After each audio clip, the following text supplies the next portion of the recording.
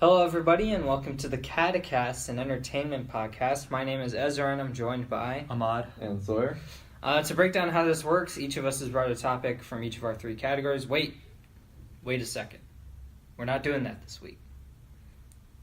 Stan Lee just died this past Sunday, as of 11/14, Wednesday the 14th of November 2018. Stan Lee has passed on from this world. Do we know when he actually passed away? Was it on Sunday? I don't think it's been released. In any case, He was born on December 28th, 1922, and died on November 12th, 2018. So, wow. 12. I Yeah. mean, that's what it says. I don't know. 95 years, correct? 95 years. Yeah. 95 years old. He lived long. So November 12th is on a Monday, so I don't know. That's not accurate. So yeah. It would have been the 11th. 11th. Then. Yeah. But yeah, he. I think he influenced like this world and this country in a lot of ways pretty significantly. I think his influence on culture cannot be understated. It's impossible to understate it. And if you do, then you're a fool. So with that, we have our regular categories of movies, TV, and games, but instead of bringing a topic individually from each one, we're going to list off everything that Wikipedia says is either the most important or the things that we think are the most important. And because we are the authority on everything. And even though teachers usually will say Wikipedia is not reliable, I have triple checked. Wikipedia is the closest source to listing every single thing based on a Marvel comic in each of the three categories. So that's why we're using Wikipedia. Yeah. There is not really another resource that lists everything. I mean, Wikipedia is essentially an encyclopedia. I mean, you don't use your encyclopedia as a source for any paper. You use it as a sort of reference point. Yeah. It's good for basic facts. You can't actually get anything substantial out of it, though. Yep. So with that, we're going to start with movies. I have the films pulled up. So we're going to start small, actually. I'm going to... and get much, much bigger. Yeah, so we're gonna start with animated films because I think that this is probably where we have the least to say about it. So I'm gonna go in chronological order of release, and then I'll just give you some basic information about the movie, and we can just go from there. So you want to talk after each one, or do you want to just wait until the category is over before talking? We could talk after each one. Okay. So, Ultimate Avengers and Ultimate Avengers 2 were both released in 2006. Has anybody seen them? I have watched them. I was a kid when I saw them, so it's been a little while. They were, from what I remember, they were pretty good. Okay. They, luckily, most of these animated films that you're about to list, with the exception of one very notable one, are mostly designed for older audiences, kind of like the DC animated films. They're not like hardcore violent kind of adult animated films, but they're not just a Disney XD cartoon for most of them, with the exception of the later ones. The animation is a lot more mature than other sort of... especially some of the ones we're going to get into later. But Ultimate Avengers 1 and 2 were essentially was what kind of led into the 2012 Avengers. Okay. So they're pretty good. So... The Invincible Iron Man and Doctor Strange the Sorcerer Supreme, both in 2007. Yeah. I have not seen any of these four movies that I have listed so far. I can't speak on them. Both of those two. When I first started getting into Marvel, I started with the animation, so that's how I've seen them. Invincible Iron Man is essentially the good version of Iron Man 3. The real Mandarin. And Doctor Strange Sorcerer Supreme, I think the Doctor Strange movie we got is better than that, but... like I said, with Ultimate Avengers 1 and 2, they're good movies. If you like the characters and you want some more Marvel in your life, they'll work. Okay. Next, Avengers Heroes of Tomorrow I have seen. I did not really like it all that much. I thought it was sort of... it felt too standard for me. It was my issue with it. Like, it felt too generic superhero thing. Which is, maybe a baseless criticism, but... I did like getting to see older Hulk in that. It was kind of cool to see. Yeah. That was kind of cool. I don't remember that as well. But, Hulk versus. Hulk versus is actually interesting because it's technically 2 short films. Yeah, so there's in 2009 there's Hulk versus, and then actually no, the next one. Oh, that's right, because there's Hulk versus Iron Man, and then wait, it's Hulk versus Wolverine and Hulk versus Thor. That's right, Wolverine. I was trying to think of which. Yeah, the which Hulk versus Wolverine I prefer to the Hulk versus Thor one. Hulk vs. Thor is actually very close to Thor Ragnarok when you look at it. I haven't seen Hulk vs. Wolverine, but I have seen Hulk vs. Thor, and I like the premise. I like the movie as well, but it's really similar to Ragnarok. And that being said, the DVD, when you find them, or I guess no one's really buying the DVD anymore. If you do view these, they were released technically on the same package. Okay. Hulk vs. Wolverine is 30 minutes, I believe, roughly. Hulk vs. Thor is 40 minutes, so they were meant to just be viewed back to back. Okay. Hulk vs. Wolverine actually had a really good interpretation of Deadpool in it. It shows Weapon X and Bruce Banner. I guess Wolverine is sent in to stop the Hulk, who's on a rampage or something in Canada.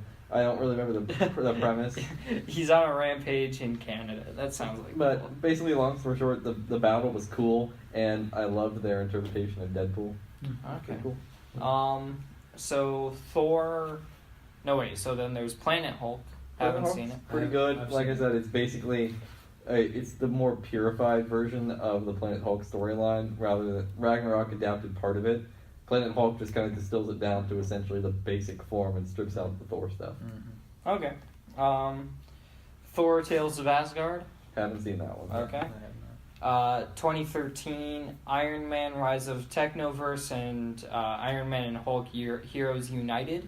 I heard the Iron Man and Hulk Heroes United wasn't great. I haven't seen that one. And Rise of the Technovore, I think, was what... Technovore, I think, is what kind of started the Marvel anime thing. Yeah, it says... In the notes, it says Marvel anime distributed by Sony Pictures Home Entertainment.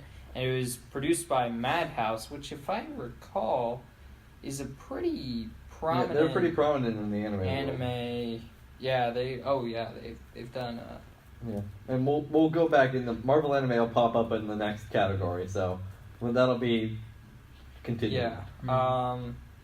So, in any case, we'll keep going through here. Avengers Confidential, Black Widow, and Punisher. Have not seen it. It's another anime one. Haven't watched it yet either. 2014. This is also 2014. Iron Man and Captain America Heroes United. I heard that was straight garbage. Yeah, I watched a little bit of it. Not very good. It's one of the only CG animated Marvel films. Yeah. All these are 2D animated, with the exception of counting anime is 2D animation. I know. Yeah. The only ones in here that really aren't are Iron Man and Captain America Heroes United, Iron Man and Hulk Heroes United, and then the one that's going to pop up next, which I'm sure you... Big Hero 6, 2014. I am so happy that I get to talk about this movie again. I don't know, it's my favorite movie of all time. So, great movie, great characters. Really emotional story. Yeah. Baymax is awesome. Mm-hmm. I can't wait for Dark Baymax in Kingdom Hearts 3. And it has some really cool animation ideas. Like, if you watch some of the behind-the-scenes stuff, you'll see the animators talk about how Baymax, one of the challenges for them was they had to sort of, like, de-animate him in a lot of ways, because you'll see him, like, he'll stand up, and then he'll straighten his back, and then he'll raise his hand, and then he'll wave his hand. Yeah. Instead of what animators usually try to do, which is sort of like the fluid, more fluid, yeah. Yeah. So that's really cool. It won an Oscar for Best Animated Feature, which everybody basically says is a fluke because the Lego Movie also came out that year, but Big Hero 6 deserves it. Big Hero 6 is a better movie than the Lego Movie. The Lego Movie was really good. It's good. It got an Oscar for Best Original Song feature. I think something like that. Really? Yeah. Everything Is Awesome won an Oscar. Yeah. Also, I have to say, Big Hero 6. Now, as I talked about in a previous episode, Disney animation proper, I'm typically not the biggest fan of. I'm much more of a Pixar person. Big Hero 6 is probably it's definitely my favorite Disney animation movie, and it's probably the best film they've had in a long time. Mm-hmm. I think, personally, it's better than... I know some people out there will be shocked by this. It's better than Frozen. I haven't seen Moana, but I think it's probably better than that. Mm-hmm. It's one of Disney animation's best. Yeah, as somebody who loves Disney animation, the only movie I haven't seen yet is Moana, I think. Moana was good. Moana was good, but it was pretty much the same formula, except different. And I think that Big Hero 6 is their best movie by far. Big Hero 6, most people actually didn't know it was a Marvel movie because it was not marketed that way, as it was not created by any Marvel studio. Disney Animation proper made it. Yeah, which is smart, I think. The thing that broke it for me was the Stan Lee cameo. I was like, what is this doing? The Stan Lee cameo after the end of the credits, there was one There's ad. a painting of him in Fred's house, too. There was one ad that aired. I just remember briefly seeing it on TV that said based on the Marvel comic. Oh, but really? like the Marvel, I know it's been a little while, but I don't believe the Marvel logo ever actually pops up in the credits. I don't know. Like in the opening credits, question. I don't believe it does. But. That's a good question. I don't know. So, anyways, let's move on. Marvel Superhero Adventures Frostfight. You've seen a little bit of this. It's just a Christmas special. Yeah, it's a for Christmas special for Marvel movies or for Marvel animation. Yeah. It's like there's a weird thing with the Marvel animation thing where they're trying to do an animated universe, but it's like it's not as cohesive. Marvel animation drastically changed after the Disney buyout. Yeah. Oh yeah. Originally, they were trying to kind of do what DC was doing. Yeah. DC was just doing it leagues better, which is kind of weird to see DC doing something leagues better than Marvel. But, yeah, it's like up until the release of Iron Man: Rise of the Technovore, like from Ultimate Avengers 1 to that, they were just Marvel movies that were just movies that happened to be animated. They weren't just trying to be a kids film. After that, in the Disney buyout, they all started to become, with the exception of a few, they're mostly child related. Yeah. films. So let's finish up here. Hulk: Where Monsters Dwell. Haven't seen it. Me neither. And 2018, Marvel Rising's Secret Warriors. I know Marvel Rising apparently is some new. I believe it's Sort of like a new some animated kind of brand. Yeah, it's kind of like it is for Marvel what the Forces of Destiny is for Star Wars. Okay. It's like that kind of girl power television, like micro kind of thing. That's cool. And I figure we might as well address it because it's coming. It's upcoming. No, we're going to talk about it. Yeah. Spider-Man Into the Spider-Verse. Cannot wait. It's going to be great. I have a feeling. I cannot wait for that movie. When's it coming out? No, this year, December this year. Oh, frick. So you want to talk about television films? Yeah. So really, there's only one thing to mention in the television films under animated. What the animated television films? So there are the two Dracula's Sovereign of the Damned, which is that loosely one based you're Marvel in so Dracula Sovereign of the Damned, and then Kyofu Dentetsu Kaikai Frankenstein.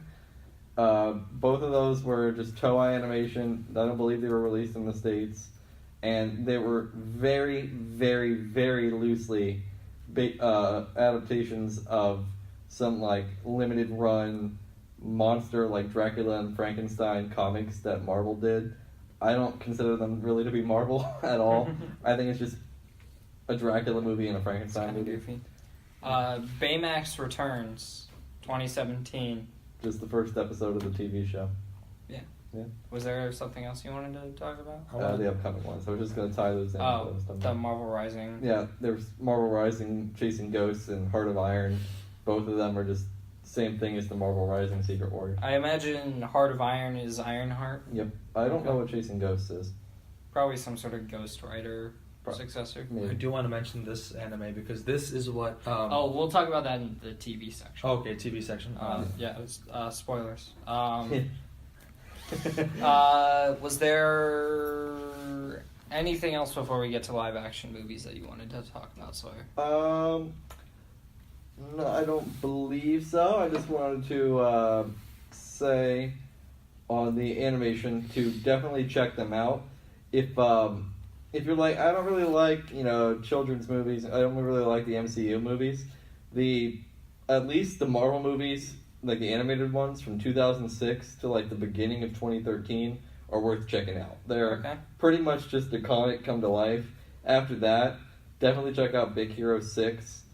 Other than that, really just Avengers Confidential and would be the only other one to check out after 2013. Cannot recommend Big Hero 6 highly enough.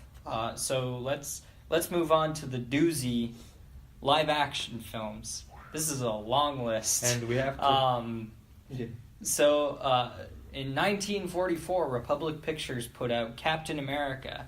Have any of us seen this movie? I've just seen a photo of the guy playing Captain America. Which is a goofy photo. Yeah. And we got to keep in mind, though, this was a 15-part serial back before Marvel was even known as Marvel Comics. Yes. Yeah. They were just known as Timely Comics at the time. So, yeah. Not surprised that it was probably pretty goofy. And then, 42 years later... So just for context, there hadn't been a Spider-Man attempt before this. There hadn't been an X-Men attempt before this. Like, the 42 years just went by without them trying to make a movie. Well, there was some animated stuff, but yes, for movies. There was some animated stuff, TV but shows but them trying to do live-action movies was scrapped for 42 years.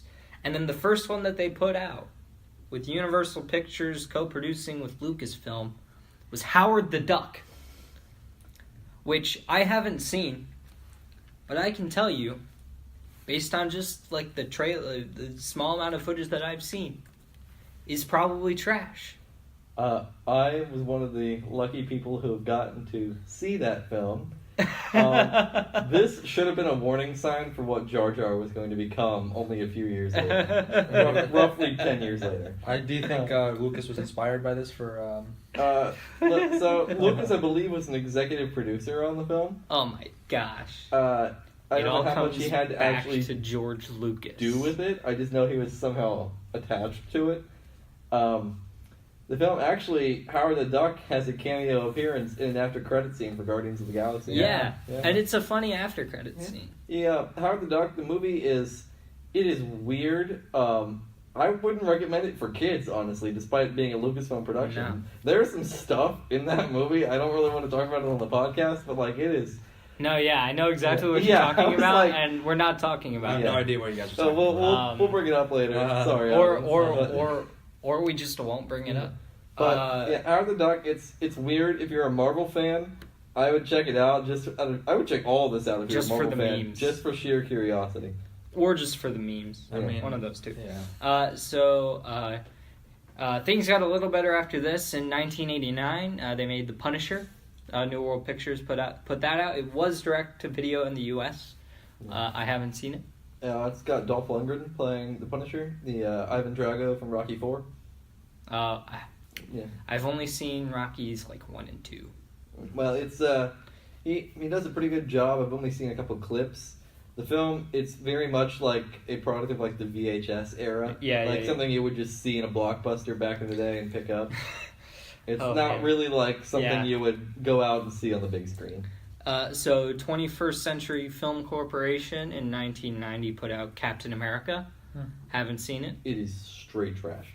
It is one of the worst looking films I think I've watched. Like, it is visually it looks like garbage. I don't even know. I didn't know this movie existed. 1990. Wow. No, it's the shield actually looks like a toy. Like, the shield actually looks like a toy. It looks like it's plastic. It does. It does look like a. There is a scene in the film. I can't remember how Captain America somehow wakes up in modern day in this film, or even if he does.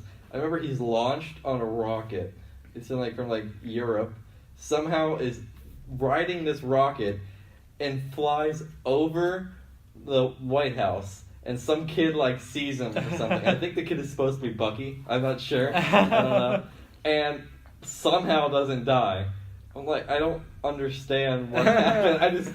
I remember this goofy shot of him riding a rocket as he flies over the White House. Oh man, they had a couple of misses, Marvel, their first few features. Now, Marvel gets good in the new millennium. I'll just say that. So we have to get through a few of these first. The 1994 Fantastic Four films, haven't seen this unreleased. One. Yeah, actually, unreleased. It wasn't released in theaters, but it somehow got leaked, and you can find it on YouTube and Vimeo if you look hard enough. Oh God. Don't think I'm gonna do that. The only reason the film was made is so I believe it was like a rights thing, which the whole idea pops up a lot on this list.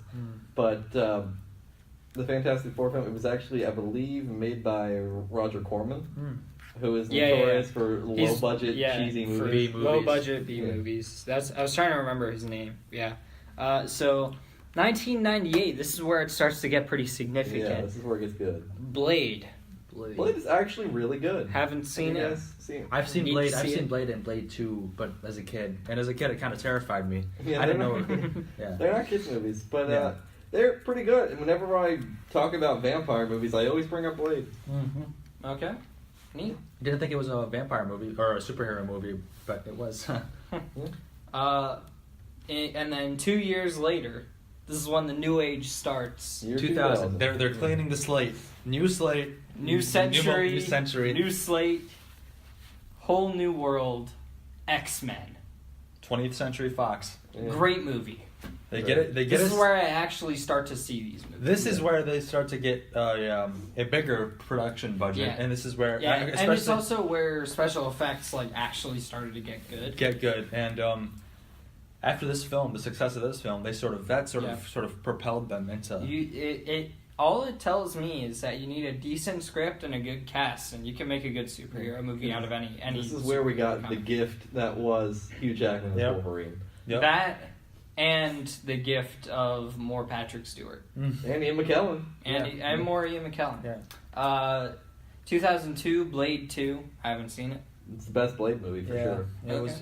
Was there a Blade 3? Yeah, well, we'll get to that for sure. Okay. Blade 2 is better for me. Blade 2, Guillermo del Toro actually directed it. Mm-hmm. And it's got Ron Perlman in there. It's and if you're a fan of Walking Dead, one of Norman Reedus' early roles was in this film.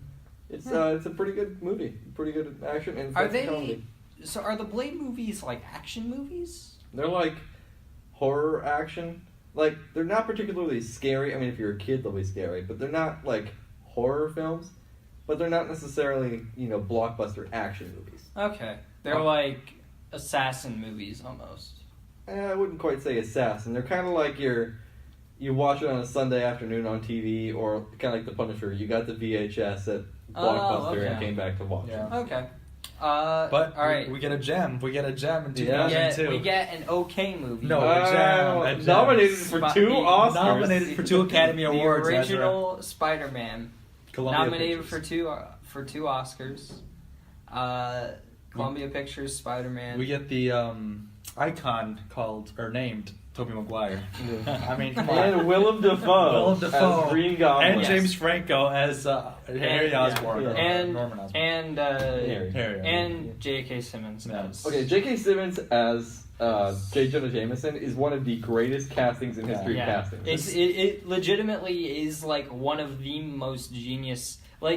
It shocks me that the same person who thought it was a good idea to cast Tobey Maguire as Spider-Man thought of J. Jonah Jameson or J.K. Simmons as J. Jonah. See, it's just synonymous at this point. Yeah. So it's it boggles my mind.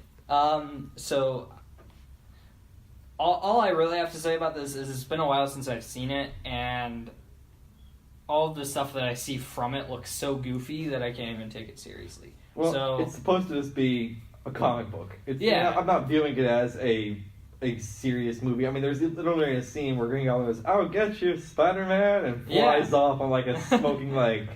I wonder what the two nominations were for Academy Awards. Well, as you guys go on to the next one, I will look that up. Okay. 2003 Daredevil. Haven't seen it. Bad. Ben Affleck. Okay. I have to say, the director's cut, as in like 30 minutes, it's still ridiculously cheesy, but the director's cut is not that bad. Okay. I do like the soundtrack because I'm an early 2000s rock guy. So I like the soundtrack. The costume still looks goofy, but I do like the visual choices. And Michael Clark Duncan, rest in peace, is great. So. Okay. X2. X2. Everybody considers it the best X-Men film. I mean, it's another hit. I remember watching. I've seen it once, never saw it again. Had no idea what was going on in that movie. Also, before we keep going on X2, the Spider-Man nominations for Best Sound and Best Visual Effects. That's what I figured. I mean, I would have liked to think you got best Academy Award for actor, but best actor for best leading for Tobey Maguire. Best lead for Tobey Maguire. Yeah. You guys are wacky. Come on. Daredevil. It was, or I guess X2. X2. I remember it being good. I just had no idea what was going on. It's good. We start to actually get Wolverine being like the comic book Wolverine. You can actually get some blood on the claws. He goes into the whole backstory. Yeah. The stuff with Magneto and Xavier was great. He gets a bigger budget, that's for sure. Bigger budget. Charlie Cox as the main villain was really good. Charlie Cox? You mean Brian Cox? Brian Cox. Yeah, I was going to say Charlie Cox. Charlie Cox is Daredevil. Yeah. 2003 was also Hulk. Despite the fact that it's pretty controversial, I liked that film. I haven't seen a lot of these post year 2000 Marvel based movies get a bad rap. Most of these are certainly not as good. 2000 to through 2008, a lot of these get dunked on a lot. Yeah. But most of them are not nearly as bad as people make them sound. They're not bad. I don't think they were bad at all. They're not MCU level, but most of these are not that bad. All right. Let's rein it in a little bit. 2004, The Punisher. I really like The Punisher. I haven't seen it either. It's a departure from the character a little bit. It's not nearly as much as a violent action thriller. Okay. It's more of like a mob movie. Okay. It's I can good, see that actually. working for The Punisher. And Thomas Jane was great. I don't care what anybody else says. Also, the wonder, the joy that was John Travolta in that movie. Okay. It's just, Spider-Man 2. Got one Academy Award.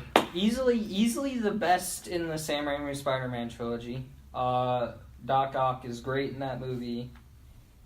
Still don't like Tobey Maguire. Still don't like Kirsten Dunst. love James Franco. Yeah, James Franco. I legitimately think James Franco is probably the best part in all these movies. So the film got nominated for Best Visual Effects, Best Sound Mixing, and Best Sound Editing, and it won for Best Visual Effects, deservingly so. I thought it was I think it's got some really good at the time, for sure. Visual effects, but nowadays obviously not. And then Blade Trinity. Blade Trinity is where the Blade trilogy just completely fell off. The first two are great. This third one tries to inject way too much comedy. They try to give Blade a team, and Ryan Reynolds. I know that Blade is a solo guy, and I know nothing about Blade. Well, Trinity has a dual meaning in this. 3 meaning because it's the third movie in the trilogy. Also because it's a 3-person team. Blade, played by Wesley Snipes. Hannibal King, played by Ryan Reynolds, who is basically just doing a demo reel for Deadpool the entire film. He basically acts like Deadpool in this movie. That, and then I can't remember who she plays, but Jessica Biel is also in it. Abigail Whistler? Oh, yeah. Okay, I knew she was Whistler's daughter. Spoilers, but who cares? Wow. I mean, I feel like that's just Ryan Reynolds just doing it. Yeah. That's what he did for. It's coming up. Dominic Purcell from Prison Break plays Dracula in it, but it's some Eurotrash Dracula, and it's weird. Also, despite the fact that he's wearing European clothing, the dude wakes up in Egypt or something. It doesn't make any sense. Wow, that's weird. All right, so 2005, Elektra. Anything to say about this movie? Jennifer Garner. Yeah, the movie it's not that bad. It's certainly not great. I like the visual style they went with. That's really all I have to say about Elektra. It gets crapped on way too much. It's not that bad of a movie. Okay.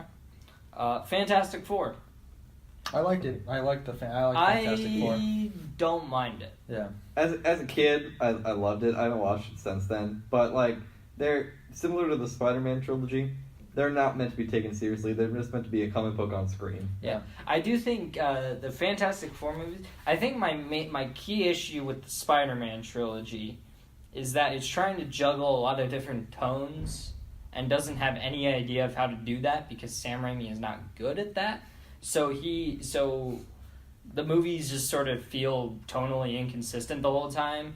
Couple that with a really bad script. I mean, I think, in terms of character dialogue, those scripts are not good. I think Sam Raimi's pretty good at balancing. I mean, you just take a look at his Evil Dead movies. Evil Dead 1 and 2 balance horror and comedy pretty well. And the best Spider-Man movie, Spider-Man 2, does the best job of juggling the tones. Yeah. It's just that Spider-Man 3 was ultimately it was the film that had so much potential, but since the studio was over his shoulder, breathing over his shoulder, it just got. And then I think the Fantastic Four movies are a lot better at juggling that juggling tones. Yeah. So let's move on. 2006. The only Marvel movie released in 2006 was X-Men: The Last Stand, which a lot of people say it's trash. I didn't mind it as much. I just didn't like it as much either. The dialogue is not nearly as good as the first two films. Oh yeah. The dialogue is what really hurts that film. The action that still last looks scene with what's her name? Jean Grey. Jean Grey and Wolverine stabbing her is kind of cringy. That it's like emotional if you watch the others, but the dialogue in it's not as great. Yeah. Also, the angel thing is just like butchered. Yeah. As all get out. That being said, the action is still shot well. Yeah. And if you like the characters from the first two movies, you still get them in this film. It's just their dialogue isn't as great. Yeah. So 2007, Ghost Rider. I liked it. I like Ghost. I actually like Ghost Rider. Yeah, I like. The second one not so much, obviously, but that's coming up. I just might as well come out and say it. Really, there's only one film left in this entirety of this list that I don't like. Everything else that we have left on here, I like. Yeah. So, all right. Well, so, let's skip a little bit. Just a little bit. Where? I have something to say about Spider-Man 3.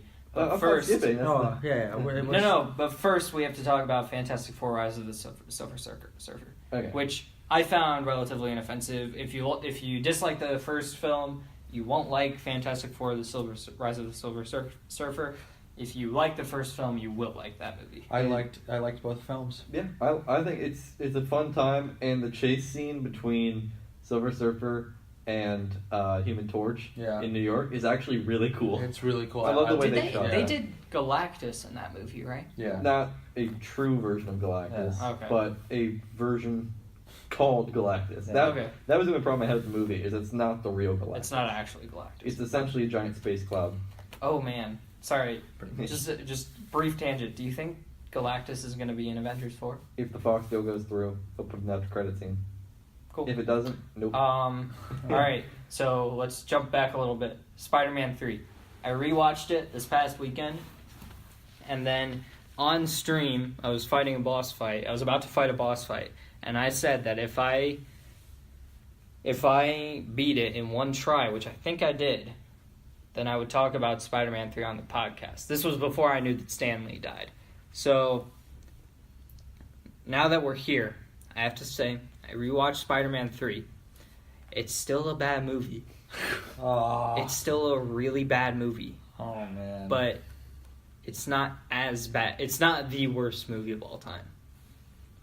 I don't personally think, with the exception of maybe one on here, that any of the films on this list after the year 2000 could be considered one of the worst films of all time. One of the worst. At least now, not DC level bad with some of them. Okay, well, we'll have to do a DC Now, special. here's the problem with Spider-Man 3. It's 3 movies in one movie. It's Spider-Man 3, which is all about the Silver Surfer. It's Spider-Man 4, which is all about Venom. And then it's also Spider-Man 5, which is the movie where Venom and Sandman Spider-Man team up. So you said Silver Surfer. Sorry, I meant Sandman. I was going to say... In any case, there are 3 movies wrapped into one movie. Well, I blame And- that more on Sony than I do on Sam Raimi. I mean, yeah, but still, Sam Raimi didn't want to do Venom, but Sony made him do Venom. yes, that might be true, but Yeah. that doesn't mean he did a good job with any of it. No. Well, he did. And also that scene, the dance scene, well, the It's one of dance the scene greatest and the cinematic Saturday scenes. Night Fever. Why? Scene. What's wrong with those scenes, man?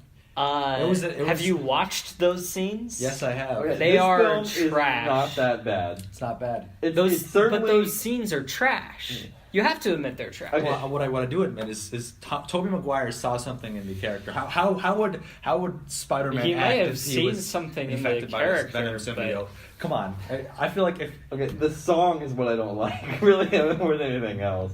But the film, it certainly is wounded by the fact that it's juggling way too much. I really liked the Sandman story. I like that. yeah, I like the everything. Sandman stuff is actually really good in Yeah. that movie. Yeah, It's and, just like and the it's- stuff, I would argue, like, if they just did Harry and Sandman, those two stories in the same movie, It would have works. worked. Yeah. Yeah, it would have worked. It Yeah. just like Venom complicates it all way too much. They should have saved Venom for Spider-Man 4. Yeah. Yeah. It's, Yeah, it's a shame. So, 2008, Iron Man. This is the start. This It's is it's the start of where we are now, basically. pretty 10 much. years after that, here we are. It's a great movie. I've seen it. I think I've only seen it twice. I watched it for the second time recently because it like happened upon being on Hulu for some reason. Mhm. It's a good movie. a really good movie. It's I've seen it so many times, and every time I want a burger from Burger King. and Robert Downey Jr. is great. Yeah. This is what kicked There's- it off. yeah. Yep. Like that's the reason. Like I think Marvel saw that good casting decisions have been what made a Oh, yeah. lot of these successful movies. Starting off with- except for the Spider-Man Yeah. movies. Well, Starting off with X-Men, I think. starting off with X-Men, Tobey Maguire Yeah. still. I mean, Yeah. for the time, I thought it was good. It was a good cast for us. And the big thing to realize here, I guess, with what? No, I was Tobey saying Maguire. Tobey Maguire. I'm big thing to shaking my realize head here at anybody that thinks that Tobey Maguire is actually really is that Marvel Studios is what is started in 2000. good. Yeah. Prior to this, Marvel proper as a company and as a studio did not make Yeah. films based on They their had just been like licensing which the is properties. That's which is almost like a. If you're taking history of animation, it's almost like a Disney move back then, where they sort of had to create their own company in order for them to own the actual characters. That was in the Disney's whole films. philosophy. Yeah, so now they had the sort of freedom to sort of create and control the stories instead of having a Venom situation with Spider-Man yeah, 3. which is also part of the problem that they're still having to deal with today is a lot of these franchises and characters. Yeah. They just said, here's a They contract as long as you are in, I think it's at least pre-production within 7 years of a film based on this property, you get to keep the rights. And so Fantastic Four, X-Men, and Spider-Man. So Fantastic Four and X-Men still belong to Fox, but if Disney's buying them soon, it's not going to matter. Spider-Man still belongs to Sony as long as they keep making Yeah. Spider-Man movies, which they are definitely going to be doing. Yeah. Currently, the only reason he's in the MCU right now is because Disney has made a deal with With Sony. Sony to lease the character, yeah. essentially. So every film before Iron Man was Was like a was licensed property. was a licensed property. If those characters had a movie prior to the release of Iron Man, but they haven't since then, more than likely they are back in the MCU. Like, for example, The Punisher is now back at Marvel, Daredevil's back at Marvel, Blade's back at Marvel. Okay. Yeah, stuff like that. So let's try to hurry through this a little bit. Yeah. The Incredible Hulk, it's all right. Overrated. I don't really like Edward Norton as Bruce Banner. I thought it was really good. I think enjoyed. Mark Ruffalo is a lot better. I enjoyed the CGI. The CGI didn't look bad for the time, which I Yeah. Then Punisher Warzone, I haven't seen it. It's if you're looking for a good movie adaptation of Punisher, it's the best you're gonna get Okay. in terms of the actual character. Definitely not for people who don't like violence. Okay. But Ray Stevenson does a good job. Cool.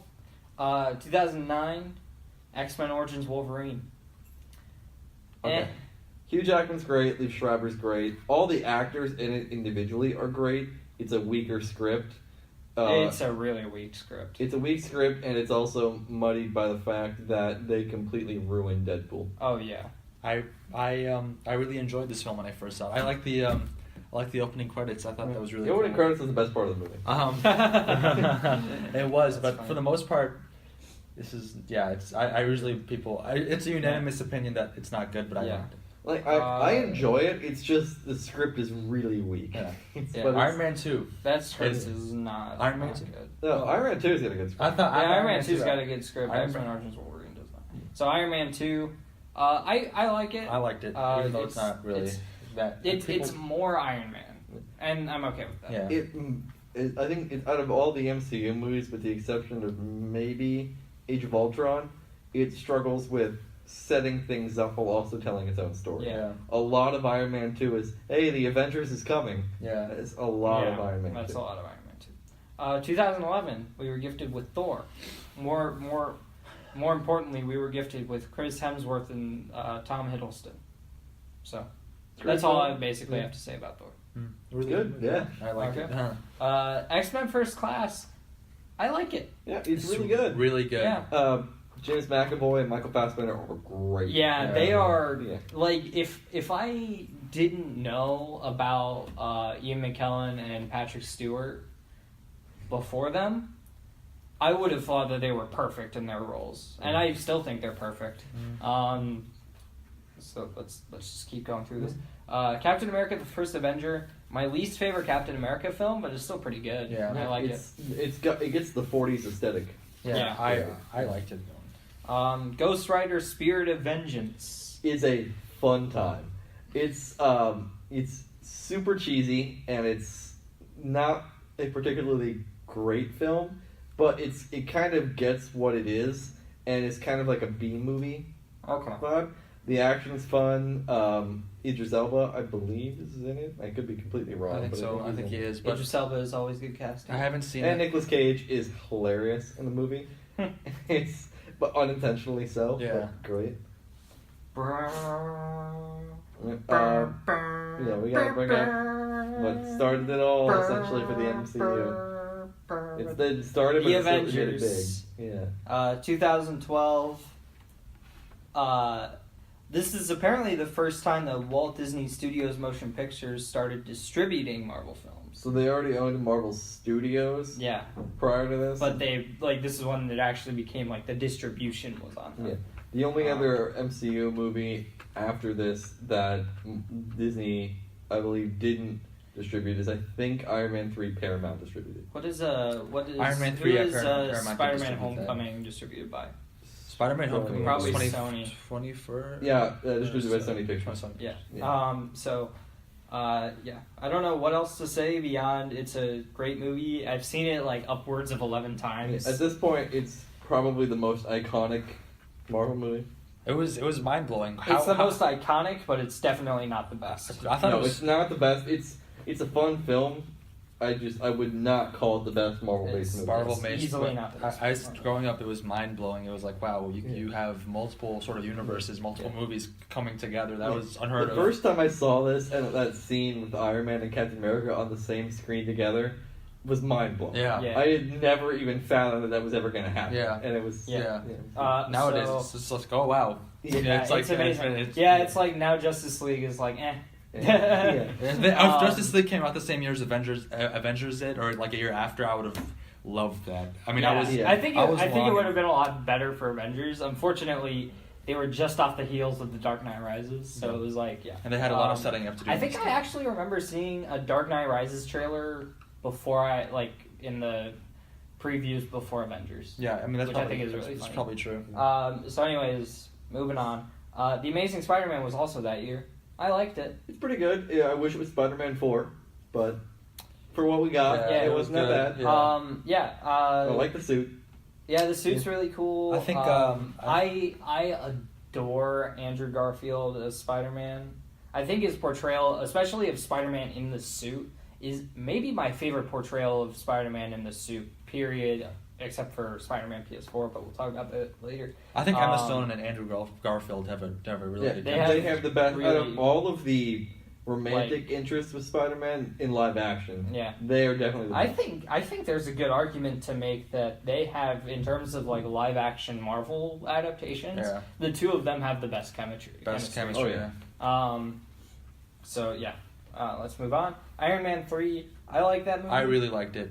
I love the opening. I know that the opening is a great opening. Yeah, I know that Mandarin was disappointing for a lot of people, but I kind of like that they did the like bait and switch thing with that, and that AIM ended up like my one disappointment with it, I think, is that it sort of devalues AIM in a lot of ways, because it's like they turn it into a shadow organization, which I didn't think it really needed to be. No.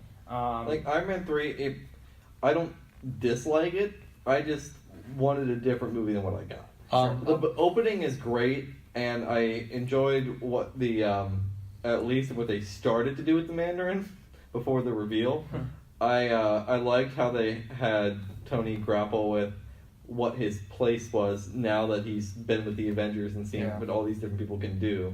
I liked that. It was once he got to Tennessee onward that I didn't love. Okay. I just, like you said, sorry, I really loved. I think I focus more on the sort of repercussions of dealing with what he did in Avengers and the sort of more emotional distress he was going through. Yeah. I like that more so.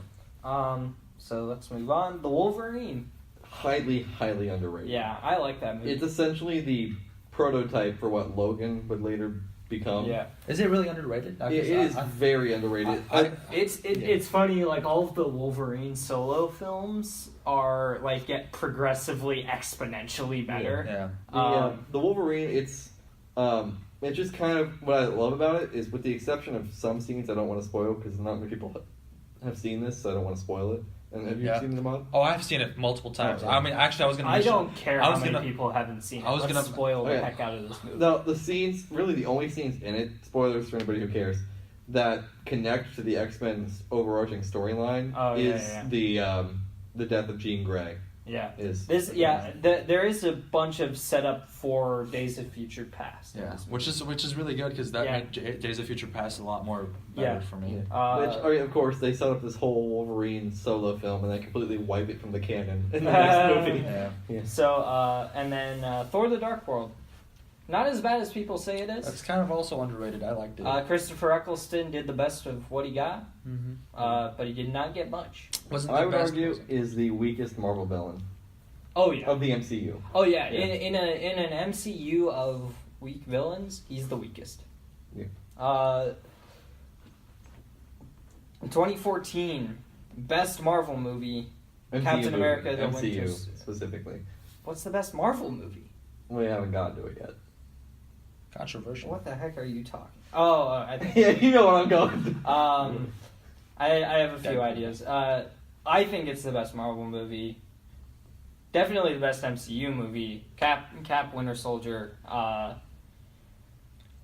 It's the film that understands story structure the best, and it also understands how to tell complex stories the best. Very different. I mean, it's like when I first saw it, I didn't think it was going to be that way, but it was very good. Yeah. Very, kind of like an espionage sort of film. The Russos understand Captain America, and I think that's what makes all of their movies really good actions. All of their MCU movies great.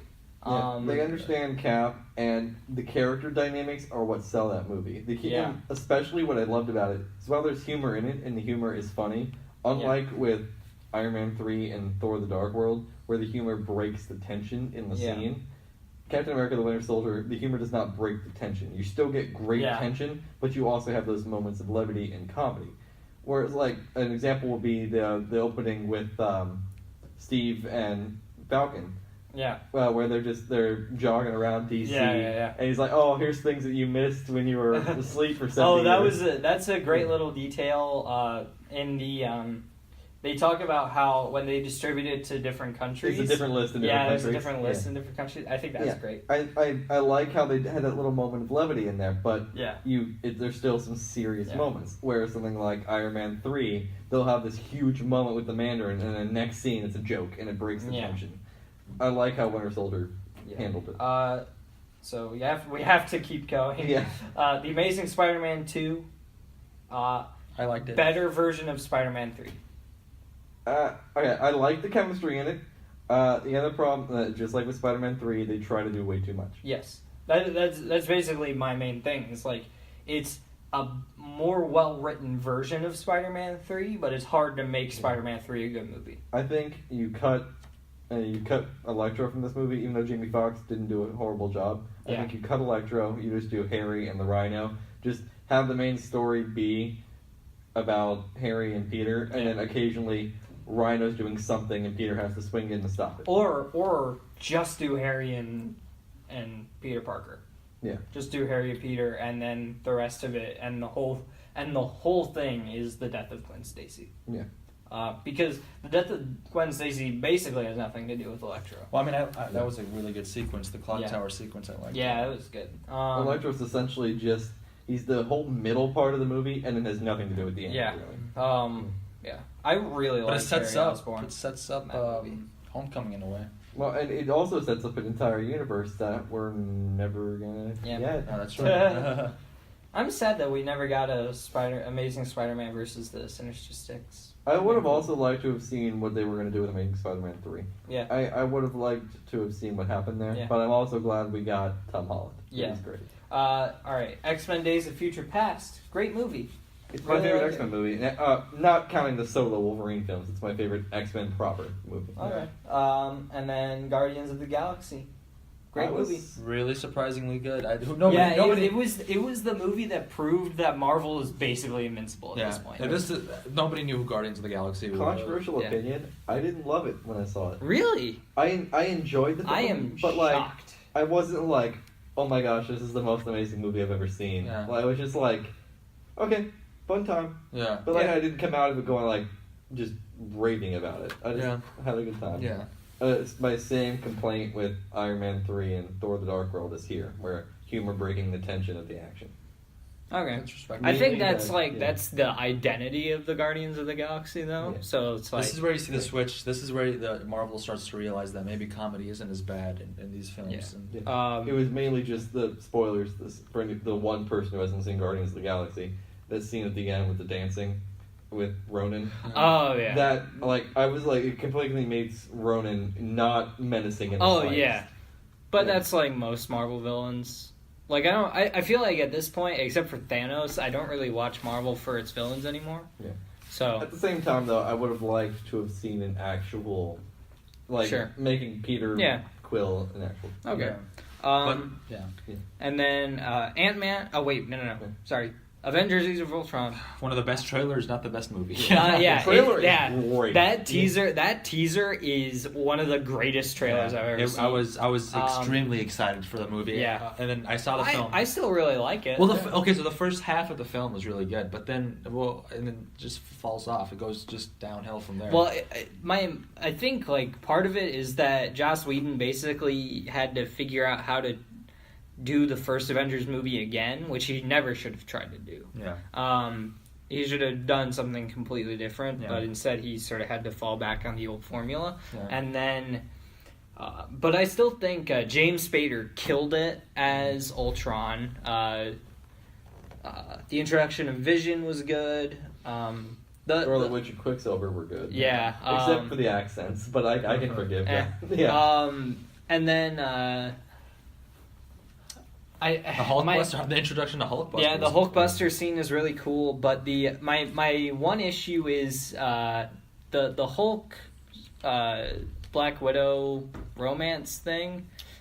A lot of people harped on it for different reasons than I'm about to, because I just think it comes out of left field, and it's there's no reason for it, and it didn't need to be Don't there. they kind of hint at it in Avengers? There was one scene at the very beginning. Yeah. Maybe it's their first interaction is you could see, like, in context of Avengers Age of Ultron makes sense as like a lead into that, but If otherwise you're just viewing it as a scene on its own, it doesn't make sense.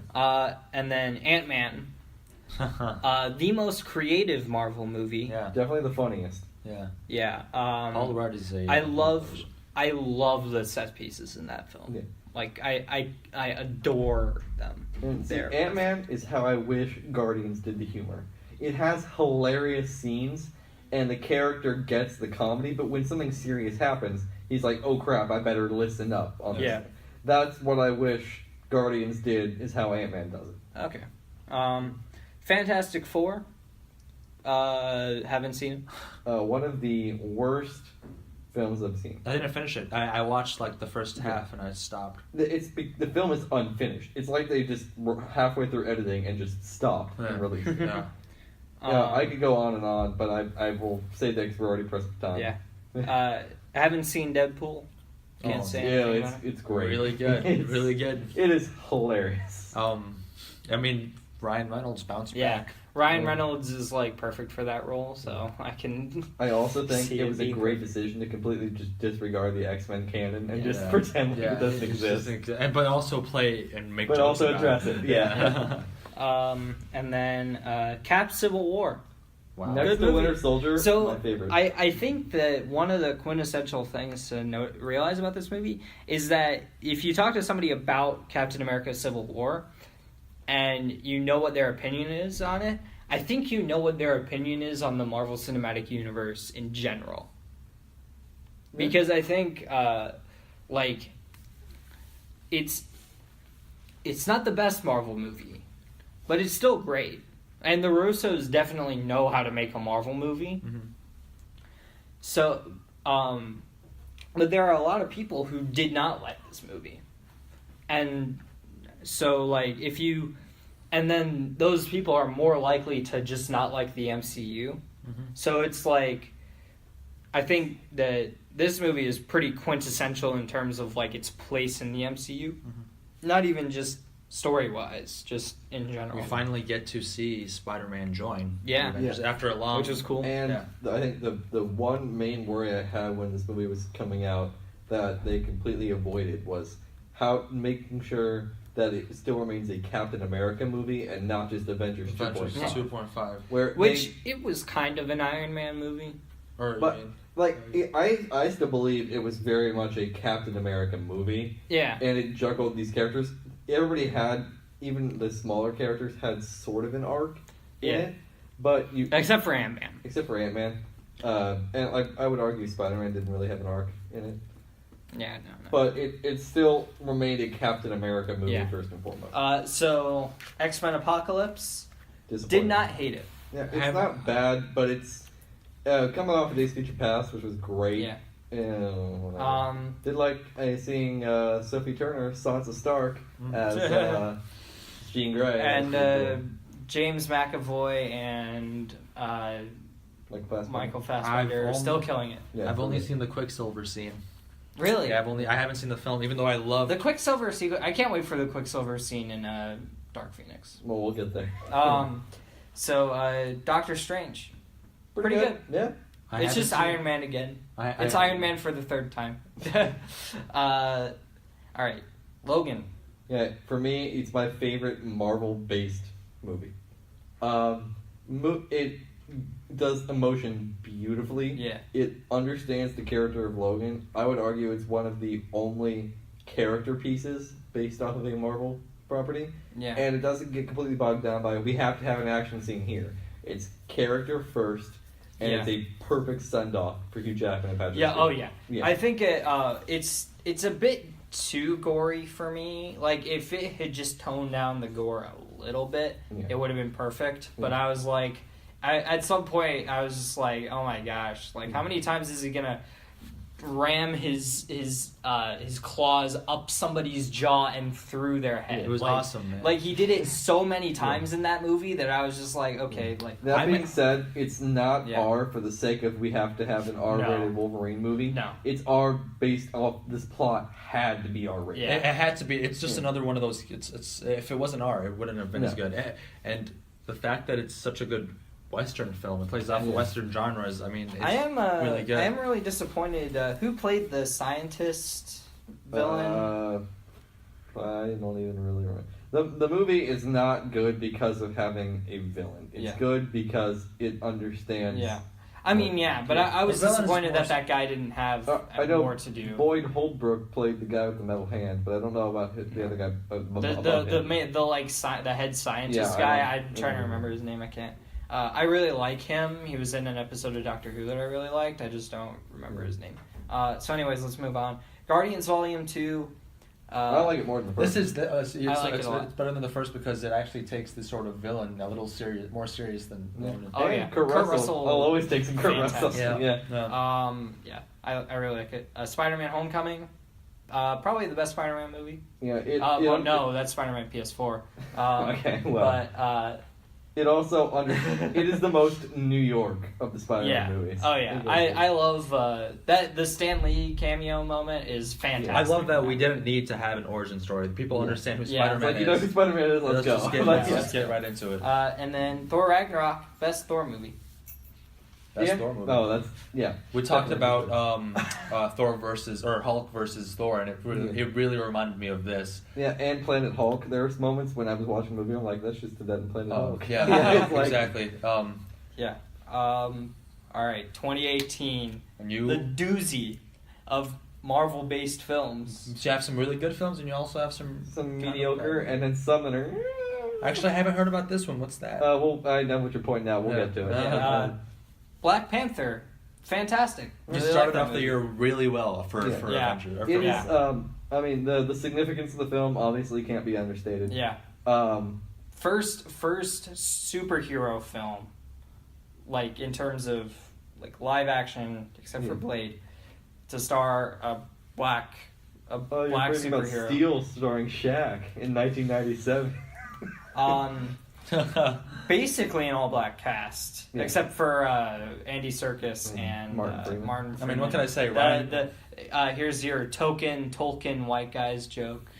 Stole that from the Honest trailer. Well, and I would argue, I mean, like the film, I personally think in terms of the formula, it partially escapes the Marvel formula, but also falls it still has its identity as a Marvel film. But it's not Iron Man again, which is the most important thing. I would argue it's more of a day in the life of T'Challa than it really is there's a bad guy and we must stop it. Yeah. It's more of just except for Michael B. Jordan gives one of the best villain speeches I've ever seen. Yeah. He's also I love Michael B. Jordan. King? The dude is great, and next to Thanos is probably the best MCU villain. Ryan Coogler does a really good job with a lot of Ryan Coogler just deserves to make every big budget That being said, Black Panther is not. I would not put it in my top 5 MCU movies. I would. It's a well-made film and certainly has importance, and it makes sense as to why it grossed as much as it did. Now, maybe I just have to rewatch it again. I don't know. I thought the third act was a little weak, with the exception of the ending. I thought the ending was tight.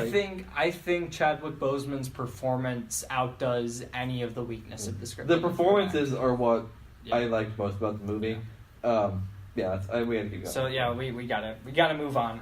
Avengers: Infinity War. How in the world is that a good movie? How is this possible that that's a good movie? I don't know how this movie turned out good because they're juggling 30 characters. And not just good, fantastic. Yeah, it is. Like, maybe the best Avengers movie. I think it's the best Avengers movie. Yeah. Definitely in my top 3 Marvel movies. Yeah, Thanos, their best villain. Yeah. Oh, yeah. And one more thing to say about it, and then we have to keep the payoff was worth it. Yeah. If this movie failed, the MCU is not nearly as good. Yeah. They've been building to this since 2012. Yeah. And it's finally paid off. That payoff at the end is one of the best payoffs I've ever seen in a movie ever. It's like the end of Citizen Kane. Like, it's that good. Deadpool 2. I like it. Great, but not as good as the first.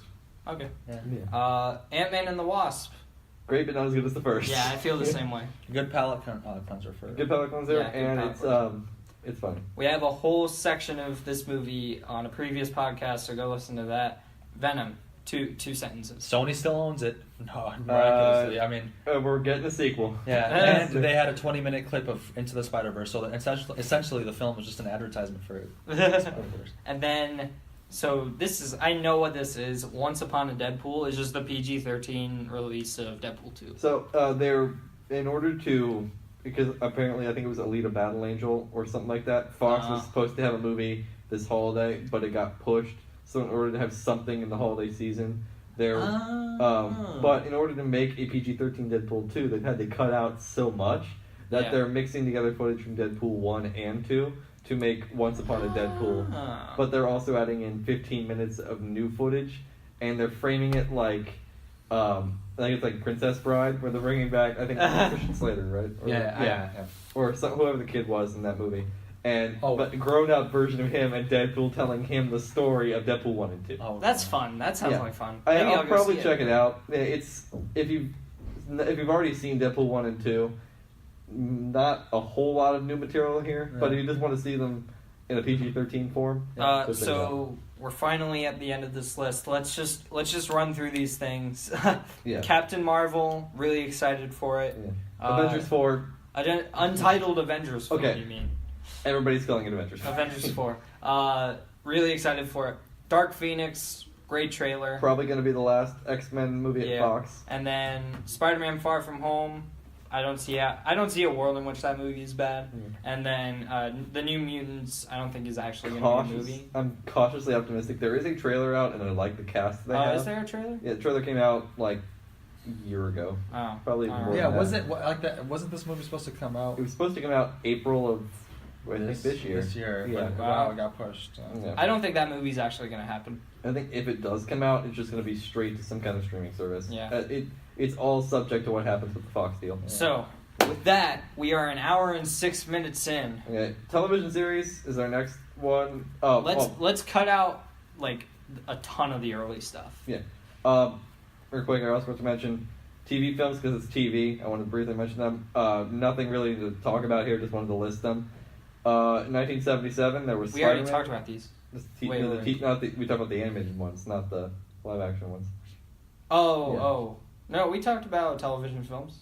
Maybe I'm wrong. No, it was before the recording. Okay. Yeah. Okay. Spider-Man 1977 was a backdoor pilot for the Amazing Spider-Man TV show. The Incredible Hulk and Return of the Incredible Hulk were backdoor pilots for the Incredible Hulk TV show. There was Doctor Strange pilot in 1978 and never became a TV show. Captain America 1 and 2, Death Too Soon in 1979. Incredible Hulk Returns and Trial and Death of the Incredible Hulk were both revival TV movies for the Incredible Hulk TV show. Generation X was a pilot episode for an unproduced TV series based on younger X-Men characters. Nick Fury, Agent of S.H.I.E.L.D. was a David Hasselhoff Nick Fury movie that aired on Fox. Supposed to become a TV series, but didn't. And then Man-Thing was a TV movie on Sci-Fi Channel, limited theatrical release internationally. It's not that bad, but yeah, whatever. Okay. Yeah, TV shows. Let's cut out like a lot of the irrelevant. I'll cut out the irrelevant stuff. Amazing Spider-Man TV show aired from 77 to 79. Only had 13 episodes. It's cheesy by today's standards, but it's cool and you actually. Is that the one with all of the memes? It's got this is live action. It looks. Really, this is live action TV right here. It looks really bad. Okay. Incredible Hulk, obviously an iconic TV show, ran from 77 to 82. It's pretty good. Yeah. It's pretty iconic. There's some memes about that too. I'm cutting out international stuff. So Spider-Man, Mutant X. Ran from 2001 to 2004. There's a cool backstory there if you want to look it up at some point. We don't have time to go into it now. It's kind of an X-Men series, but all original characters. Blade, the series, aired on Spike TV. The rapper Sticky Fingers played Blade in the movie, in the show. It's ends on a cliffhanger, never got a season 2. Agent Carter, again, ends on a cliffhanger, never got a season 3. Pretty good, Pretty good first season. Yeah. Luke Cage, Iron Fist, The Defenders. Whoa. This is Marvel Netflix stuff. We have to pause for a second. Marvel Netflix. We have to talk about Marvel Netflix. Wait, before we go, we'll Luke Cage, Iron Fist, and Defenders come back to them with Marvel Netflix. Okay. Inhumans, heard it wasn't too great. Agents of S.H.I.E.L.D. I've liked every season that I've seen. Yeah. Except for the end of the first season. Some of it is weaker than other parts of it. I like the characters overall, except for Skye. Coulson's the highlight of the show, and Fitz and Simmons are pretty cool. Legion airing right now, and as well as The Gifted, both are X-Men Universe shows. I've heard Legion is weird. I've heard Legion's weird, but I've actually heard it's really good. Okay. Same with The Gifted. And Runaways airs on Hulu. And I've always wanted to see that movie. It's a TV show. TV show. And Cloak and Dagger airs on Freeform, which is basically the former ABC Family. It's basically that and Runaways are essentially the Marvel versions of Riverdale, but I've heard they're all right. I kind of want to see those. And then obviously Marvel Netflix, comprising of Daredevil, Luke Cage, Jessica Jones, Iron Fist, The Defenders, and The Punisher. Daredevil, easily one of my favorite pieces of media ever. All 3 seasons. It's so good. Yeah. Like I can't speak to how good that Is the second TV season series weaker? It's the weakest. It's the weakest, but it's still like great. Yeah. It's still like it's better than like. I think the second season is better than most of the MCU. We're talking about the non-Netflix things on this list. Season 2 of Daredevil is still better than every non-Netflix thing on this list. I think it's better than most of the Netflix things on that list, and better than most of the MCU films, and better than most things I've seen. Yeah. I'm not even kidding. The only issue I really had with it is I would have liked more focus on Punisher. That being said, he got his own series afterwards, so I was fine with it. Yeah. And then seasons 1 and 3 are so good that it's like season 2 being a little weaker is like it is what it is. And I think part of what hurt season 2 was that Kingpin wasn't in it as much. Yeah. Like he's in like 2 episodes in the whole season, and in both scenes he's fantastic. So it's like it is what it is. Animated television series. I mentioned I have to mention this, and I was gonna mention this in the animated category, but the Wolverine anime. Oh, before I forgot to mention this. There's a picked up for series 1 that's part of the MCU. It's probably going to be on the Disney Plus service. It's called New Warriors. We don't really know most about it. We just know it's going to be in the MCU. And then also on Disney Plus, we're getting some untitled Marvel series, a Loki TV show, a Scarlet Witch limited series, and a Falcon and Winter Soldier team-up series. Wait, Falcon and Winter Soldier are getting a team-up series? Yeah. What? It's going to be a limited series on Disney Plus. Yeah. I'm so excited. I'm looking forward to it. Now, interesting enough that most of those characters as of Infinity War are dead. Yeah. I don't care. Like, they're coming back, guys. Yeah. Like, That's let's be real. They're coming back. Last bit before we get into animation, there was 2 unaired pilots that were for some reason not listed on the other page. Power Pack on NBC, terrible. And Marvel's Most Wanted was a spin-off of Agents of S.H.I.E.L.D. that didn't get over the series. That's right. The 2 characters from that. Yeah. Other than that, let's get on to animation. Yeah. So there was The Marvel Superheroes in 1966. Never saw it. An anthology with rotating segments. Fantastic Four from Hanna-Barbera from 67 to 68. That was good. Spider-Man from 1967 to 1970. It was also... actually, no. It was not Hanna-Barbera on that one. The new Fantastic Four in 1978. The Fantastic Four shows were pretty good. I watched one of them later coming up. Spider-Woman from 1979 to 1980. Spider-Man from 1981 to 1982. That's the one with the memes. Yeah, I believe that one. That's yes. it. Spider-Man Where all and His of the Amazing memes Friends in 1981 to 1983. The Incredible Hulk from 82 to 83. X-Men from 92 to 97. Probably of the animation, probably their best one. Probably the most iconic, definitely. Yeah. Fantastic Four from 94 to 96. I actually have watched several episodes. It's pretty good. As well as Iron Man from 94 to 96. That was pretty good too. Spider-Man from 94 to 98. Another version of The Incredible Hulk from 96 to 97. Silver Surfer had a limited run in '98. Spider-Man Unlimited, 1999 to 2001. The Avengers United They Stand, '99 to 2000. X-Men Evolution, 2000 to 2003. I think that's the one that I've seen only one episode from. Spider-Man the New Animated Series in 2003. That was good. Fantastic Four, World's Greatest Heroes. I dig the animation style. Yeah. 2006, 2007. Spectacular Spider-Man, 2008 to 2009. Really good. I love. People really like I that. love Spectacular. Was that Drake Bell as Peter Parker? in Yeah. that one? Was it? I think so. I think it might have been. Weird. Wolverine and the X-Men in 2009. I like that too. Iron Man Armored Adventures. I wasn't too big on that one. It was 2009 to 2012. Josh Keaton, actually. Oh, okay. Well, one of these was Drake Bell, I'm pretty sure. It might have been there's Ultimate probably- Spider-Man.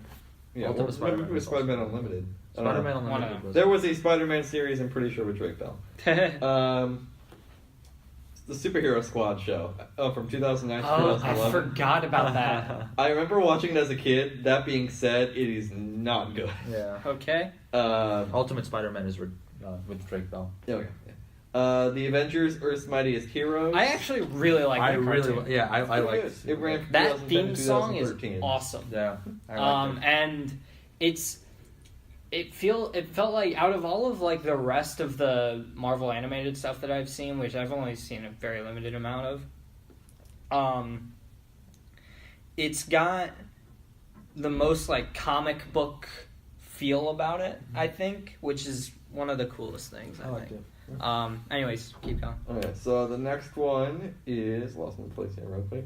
Oh, Marvel Knights Black Panther. We'll come back to the Marvel Knights thing a little bit later. Is that the anime stuff? No. Okay. Yeah, it's I might as well just do the Marvel Knights things now. So Marvel Knights was like a line of, they were kind of animated features, but they're also slightly motion comics. Oh, okay. So they did a Black Panther one, Spider-Man and the Spider-Woman, Agent of S.W.O.R.D., Astonishing X-Men Gifted, Iron Man Extremis, Thor and Loki Blood Brothers, Astonishing X-Men Dangerous, Astonishing X-Men Torn, Astonishing X-Men Unstoppable, Inhumans, Wolverine Origin, Ultimate Wolverine vs. Hulk, Wolverine vs. Sabretooth, Wolverine Weapon X Tomorrow Dies Today, Jeez, there's a lot of stuff. Eternals, and Wolverine vs. Sabretooth Reborn. Wow. Most of those were released on DVDs. Some of them were just straight to iTunes. You can find, I believe, all of these on iTunes. Are they good? Yeah, they're pretty good. If you don't like the motion comic art style, you won't like this. There is dialogue that is spoken, I believe. It's been a long time. Yeah, it's essentially just a comic moving a little bit. It's like a simpler art style. But yeah, it's they do a good job of adapting basically just the comic book into motion. That's cool. So anyways, let's keep moving. Yeah. Those were all, I'm not going to even bother with the years on those, most of them were Yeah. 2012. Now we got Marvel Anime. Marvel Anime Iron Man, Marvel Anime Wolverine, Marvel Anime X-Men, and Marvel Anime Blade. Marvel Anime Wolverine was the one I wanted to mention and talk about. That was a really good series. I think I've only seen Wolverine and Iron Man, but Wolverine was what really sort of, for me, when I saw the Wolverine, it was really inspired by that.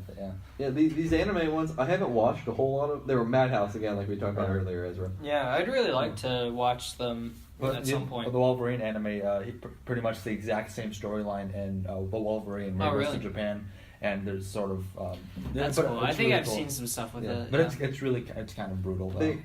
I'm excited to check them out. I believe they're all 12 episodes. But it's not long. Yeah, so I'll have to check them out. The Wolverine one was really cool. Good, And then we got Marvel's Ultimate Spider-Man, ran from 2012 So I haven't 2017. watched the entirety of the series, but what I have seen, I really liked. Yeah.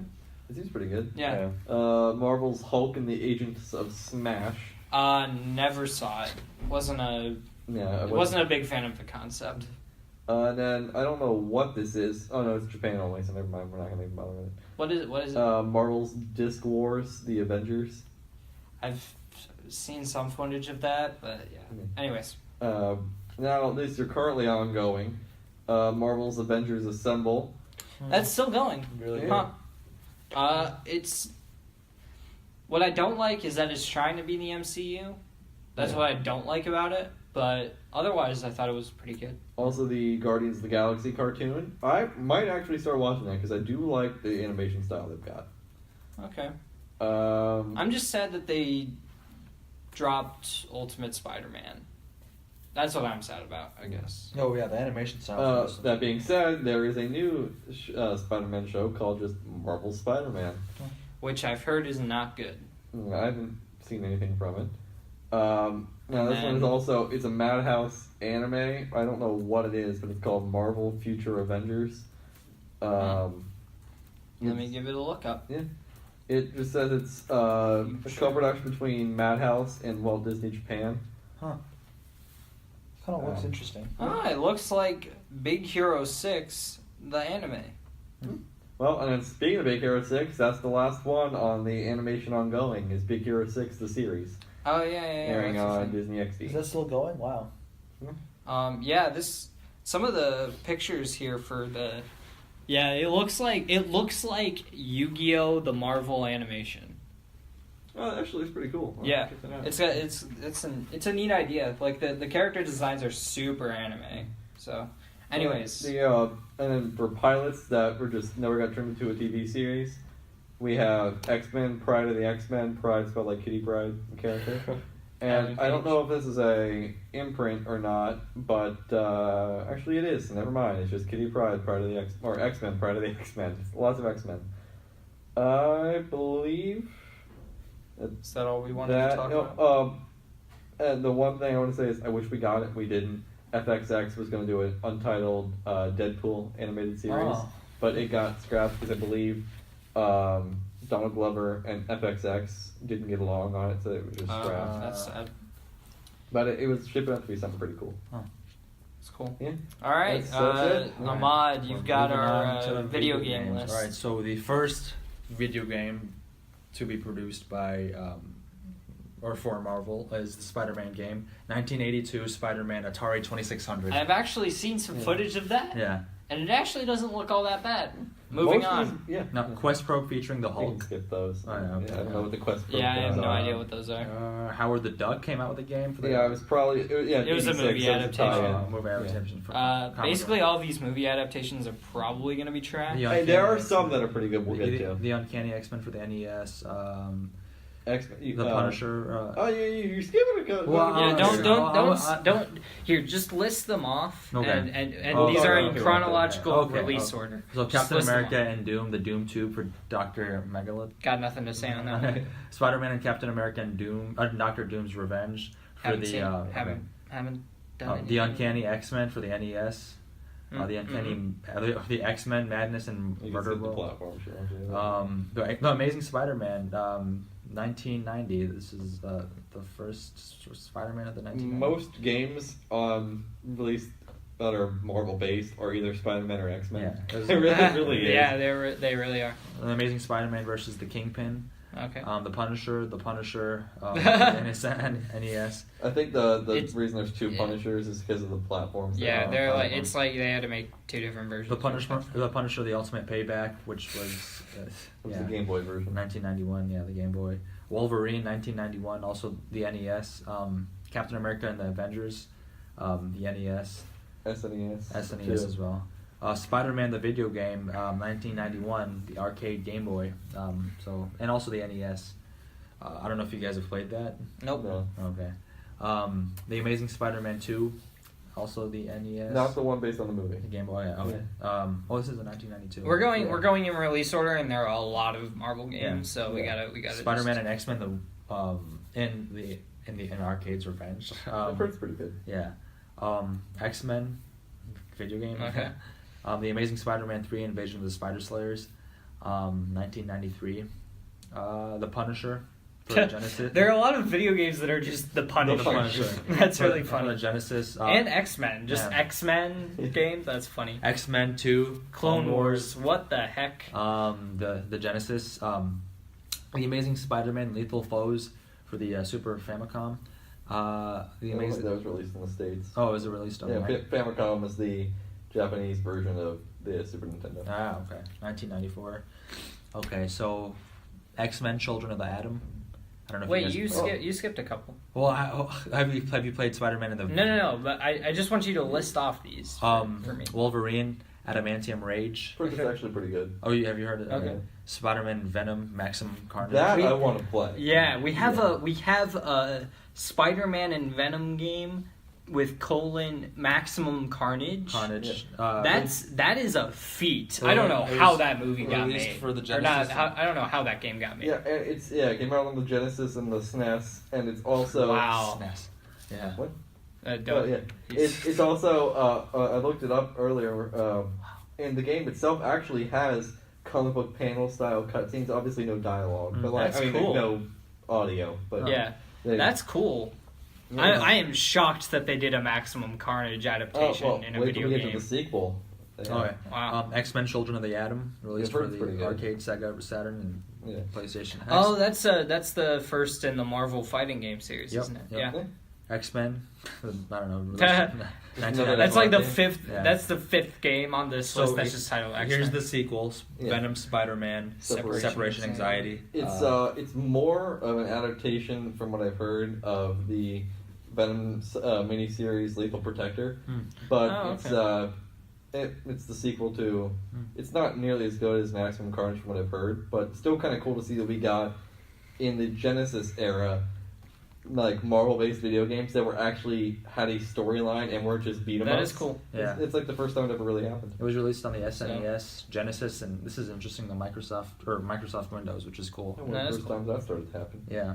For these games. Anyways, X-Men Game Master's Legacy. Got nothing to say about that one. Game Gear, Spider-Man, 1995, released on the Genesis and SNES. Have you guys played any or heard of this? No. We Okay. haven't got the mic stuff yet. Avengers and Galactic Storm, 1995. X-Men Mutant Apocalypse. That's a Capcom game. I imagine it's a fighting game. Yeah. A lot of the X-Men games are fighting games. Yeah, Or like so- beat 'em up games. So Marvel Superheroes, 1995. That's also a fighting game. Arcade Sega and PlayStation, so it was really So the X-Men, so like a lot of the Marvel fighting games are all pretty legendary in the fighting game community, just not in like games in general. So anyways, let's keep Marvel going. Superheroes and War of the Gems, SNES crossover. This is interesting. That's Capcom as well. Yeah. X-Men versus Street Fighter. That's the first in the Marvel versus Capcom series. Interesting. Spider-Man Web of Fire. Heard it's actually pretty cool, and we'll go into this on another episode, but Web of Fire was one of the only exclusives for the Sega 32X add-on to the Genesis. Oh, wow. It's really hard to get your hands on. Wow. Neat. Spider-Man: The Sinister Six, 1996, released on the Microsoft Windows and DOS. Iron Man and XO. Manowar and What about X-Men Mojo? Oh, X-Men Mojo World. I don't know if you guys. What is that? Have you guys? I have no idea. Sorry, I'm just Mojo messing. before. It's like it's a storyline. The Incredible Hulk, the Fathom Saga, Pantheon Saga. Pantheon Saga.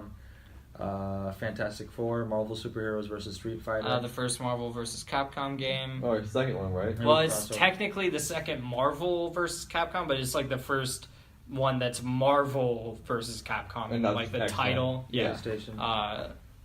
Men in Black, the game, 1997. Interesting note, not from a Marvel perspective, about Marvel versus Street Fighter, is it's the only Marvel versus Capcom game, I think, actually, never mind, because but the first two Marvel versus Capcom games are the only two to have the original Mega Man in them. So anyways, keep going.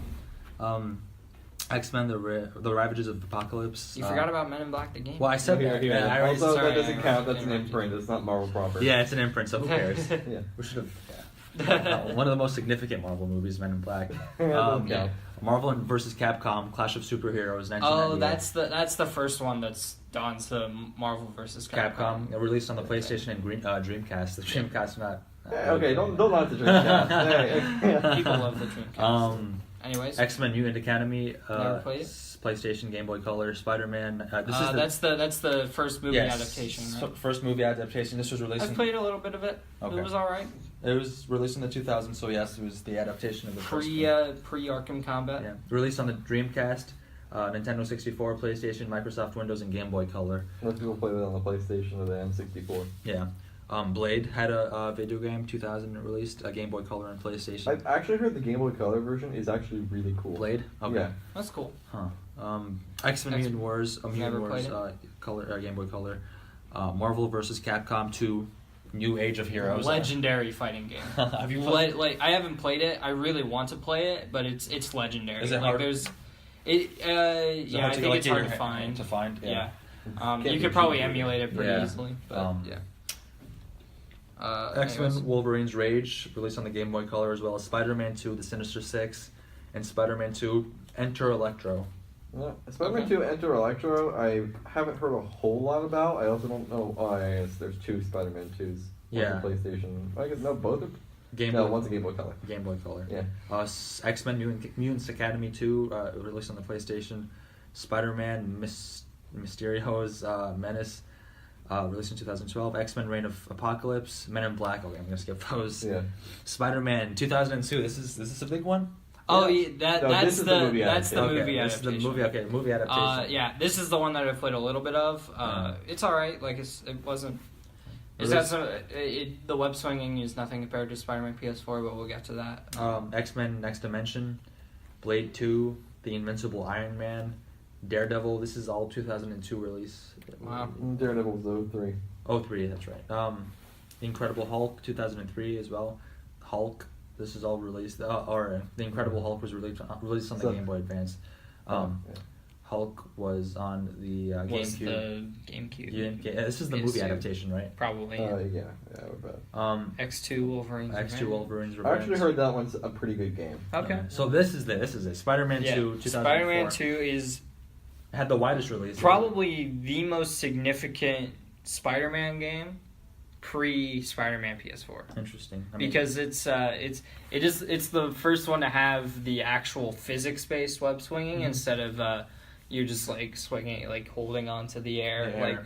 Released on the GameCube, Microsoft Windows, PlayStation 2, Xbox, GameCube Advance, and Pretty much everything. Yeah, pretty much the widest At the time. It was very popular. So, Blade Trinity. They had It was a cell phone game. Oh, a cell phone game. Wow, one of the first mobile games. X-Men Legends.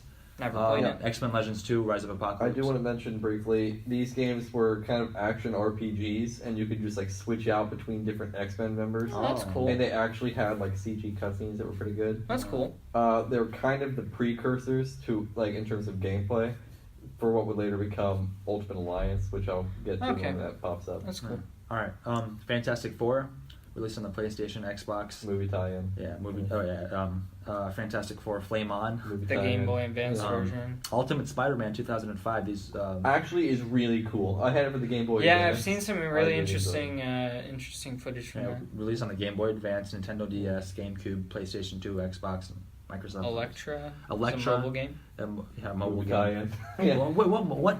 Another What kind of phone? Flip phone. The BlackBerry, dude. Oh. Another game called The Punisher. Punisher. How many video games are there that are just called The Punisher? The one that was a tie-in for the 2004 movie actually has like an interesting legacy to it. Like it had to be recut so many times because it was so violent that we're gonna give it an AO rating. Oh wow. It's actually a pretty good game. Like, have you ever heard of the Manhunt series from Rockstar? No. I think I have. Yeah, it's kind of like a game similar to that. Oh wow, that's It's kind a pretty good game. yeah. All right. The Anyways, Incredible Hulk: Ultimate Destruction. It's so much fun. Really? Yeah. Oh, I mean, I guess what I'm assuming based on the description is you just go around smashing things. Basically. I think I've played that actually. 2005, released on the PlayStation 2, Xbox, Microsoft Windows, and mobile. Flip phone. Marvel Nemesis: Rise of the Imperfect. this is that like arena brawler where it's just like a ton of different Marvel villains. Is that what it is? I don't think so. I think it was meant to be kind of like their early version of Injustice, essentially. It's interesting. It was released on the PS2. Man, I would love a Marvel version of Injustice. Like that'd be cool. Capcom. Yeah, bad. Well, no. Anyways, let's not talk about Capcom.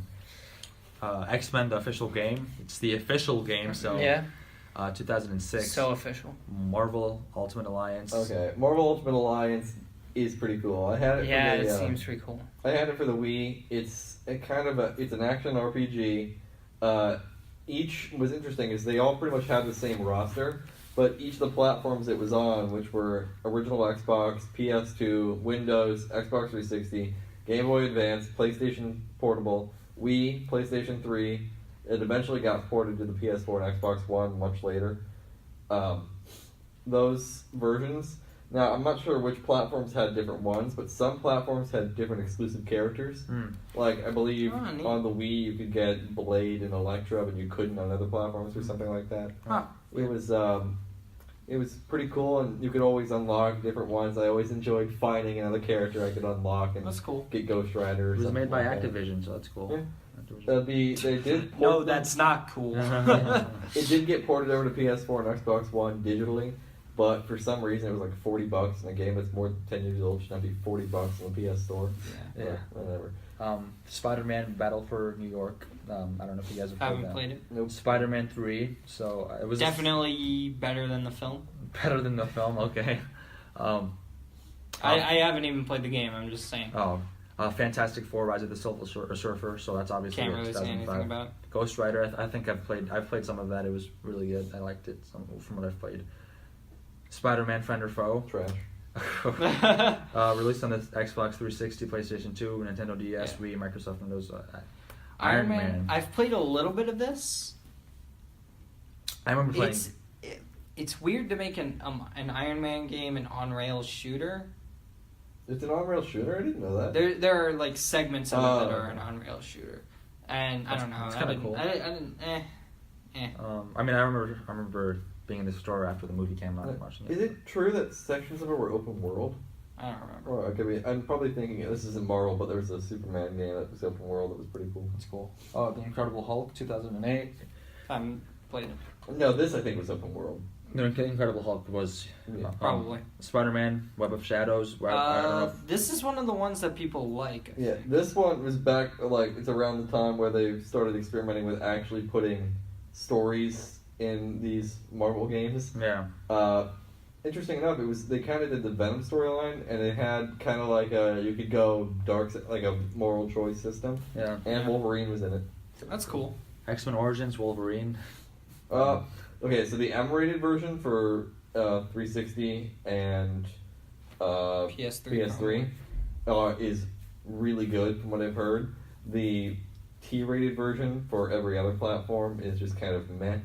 But the M-rated version for the 360 and the PS3 is worth checking. I like how there are a bunch of, like, the Marvel games are part of the eclectic group of video games that were on, like, everything, including the PS2. Yeah. Even when the Xbox 360 and the PS3 were. I mean, the PS2 was releasing games forever. Yeah. Yeah. The Punisher, No Mercy. Hey, I'm glad that they actually added a colon. Yeah, colon and No Mercy. Marvel Superhero Squad. Punisher No Mercy, I heard it was pretty good, but unfortunately it is due to a licensing difference between Marvel and Zen Studios. It's no longer available on the PlayStation Network. Oh, wow. Yikes. That's sad. Yeah. Marvel Superhero Squad. I mentioned that. Oh, Marvel Ultimate Alliance 2. This is the one with the Civil War storyline. Yeah, right? it's the comic book version of the Civil War storyline. Which is I haven't played the whole way through it, but it's essentially gameplay-wise the same as the first game. Just different. Just a different storyline. Spider-Man Toxic City, which I don't know if you guys have played any of that. It's a I mobile haven't game. played it. Iron Iron Man 2, Iron probably Man not 2. any better than the first one. Spider-Man Shattered Dimensions. People looks like pretty cool. that game. Yeah, I want to play that one. It's a Spider-Verse game. Released on the which Xbox is cool. 360. Yeah, if you still got a 360 or a PS3 and you like the Into the Spider-Verse movie coming out when it comes out, probably pick this up. It's Yeah, it might not be essentially a the bad play. This one, Marvel Superhero Squad, The Infinity Gauntlet. Trash. Marvel. Anything with the name Superhero Squad in it is trash. Okay. Isn't it like really catered towards younger? It's a very young audience. Very Superhero Squad. Yeah. Marvel Superheroes 3D Grandmasters Challenge. For the I don't even know what no that idea. is. Marvel Pinball. Just pinball. Ultimate Spider-Man Total Mayhem. Marvel Phone game. Oh, is it really? Yeah. It's on. Is it just on Android Android or is it and on iOS, mobile? yeah. Marvel vs. Capcom 3. Fate of the Two Worlds. I'll talk about that when I get to Ultimate Marvel versus Capcom. I like how they show Wesker in the top. That's pretty cool. Yeah. Marvel's Superhero Squad Online, also probably. I wonder how you can already tell my opinions on that. Thor: God of Thunder, Thor: Son of Asgard. All right, I have no idea. The Thor movie tie-in game. So the Son of Asgard was the mobile game, but the God of Thunder movie tie-in game for PS3, 360, Wii, and 3DS. I don't know about the 3DS one, but for the Wii, 360, and PS3 is not good. The version for the DS, and I'm assuming probably the 3DS, is actually pretty good from what I've heard. I haven't played it personally, but I do know that I've heard that at least the DS version is alright. Neat. Anyways. Captain America, Super Soldier. Oh, that's pretty cool. Yeah. Captain America, Sentinel of Liberty. Sentinel of Liberty, sorry. Spider-Man, Edge of Time. Also a Spider-Verse game, if I recall. Yeah. All of the Activision Spider-Man games are, I would say, at least worth checking out. Are probably just passable, though. But yeah, they're not nearly as good as the current one. But we'll get to that. All right. Yeah, Spider-Man, Edge of Time. Yeah. X-Men Destiny. That game got trash. X-Men Destiny. Yeah, I haven't played it, but I heard it didn't make it good. PlayStation 3, Wii, Xbox 3. Marvel Super Squad Combat. Ultimate Marvel versus Capcom 3. This game is sort of lightning in a bottle in a lot of ways because this was sort of pre-MCU Marvel. So it didn't have as many like restrictions in terms of like characters and stuff. Mm-hmm. So there are some weird characters in that game. Like friggin' Rocket Raccoon is in that game, which is weird. Like he should not be in anything before Guardians of the Galaxy came out. Trying to think of like She-Hulk is in that game. Oh yeah. I don't know if she's ever gonna pop up in the MCU. Super Skrull is in that game. That'd be so fun. Which the Skrull are coming to the MCU, but like Super Skrull being in a Marvel game is just weird to me. Yeah. Ghost Rider, they haven't really shown him outside of the Agents of S.H.I.E.L.D. He's in MVC 4. He's in Infinite. But anyways, Marvel Avengers Alliance. I don't know if you guys have played that one. I haven't played it. I think it is. I'm not going to even talk. It's a Facebook game. Oh, never mind. I should probably. I'm not going to talk about the Men in Black ones. Those are probably just for a movie. Yeah, also imprints. Oh yeah. Okay. The Amazing Spider-Man 2012. I played it on the PS3. Pretty good. For some stupid reason, they go back to the whole swinging from the sky thing. For some reason. Yeah. But it's fun. The demo on 3DS was alright. All right, Marvel vs. Capcom Origins. I've played a little bit of it, and I didn't really have many feelings about it. PlayStation 3 and Xbox 360. Marvel War. It's a phone game. Heroes, yeah. Marvel's Avengers Battle of Earth. What was that game? Okay, so it was a Kinect game for the 360 that got trashed, but then was eventually ported to the Wii U, I think, and it was actually somewhat alright. It's based on the Secret Invasion storyline from the comic books. Oh, okay. It was not originally supposed to exist. I think it was when they were going to make a game based off of the Avengers movie, and it got canceled, and it was just morphed into this. Okay.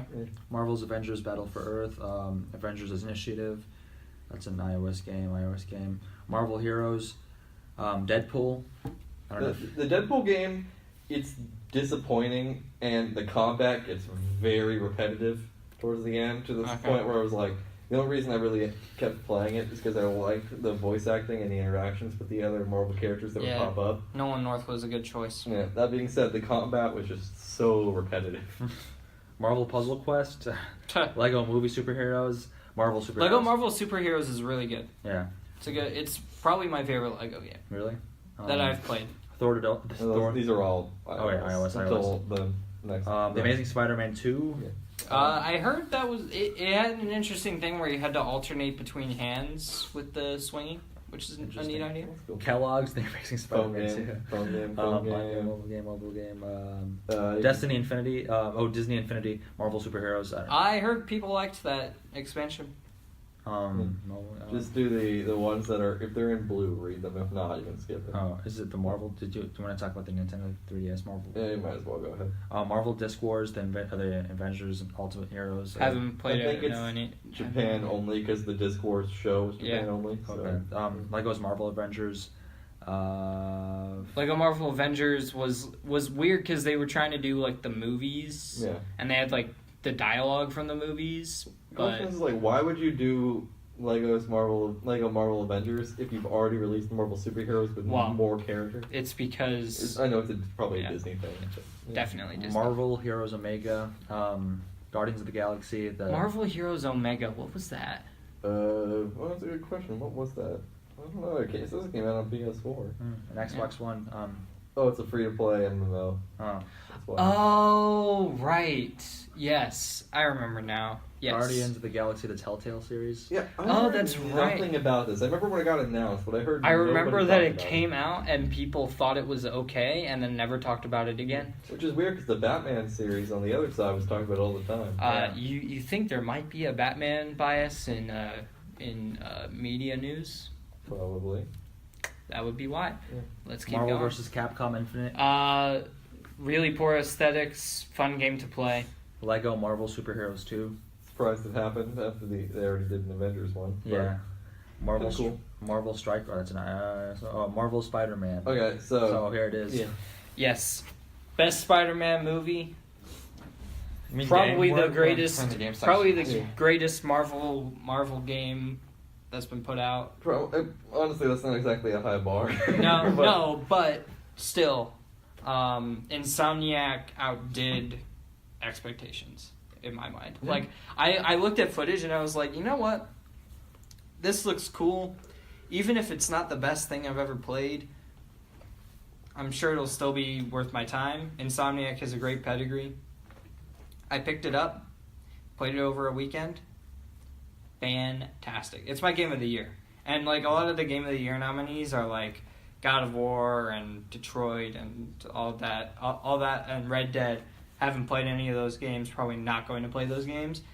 In terms of the games I have played this year that have come out, Spider-Man is definitely my game of the year. I'm looking forward to playing it over the Thanksgiving break. Yeah. It's the only thing I think I was even slightly concerned about was the combat system being too Arkham-like and not feeling more Batman than Spider-Man. But It's not. All my worries about that have been completely. I heard somebody say that it's sort of like Batman borrowed from Spider-Man for the Arkham series, and so Spider-Man just borrowed it back. Yeah, I mean, essentially, that's what it looks like. Yeah.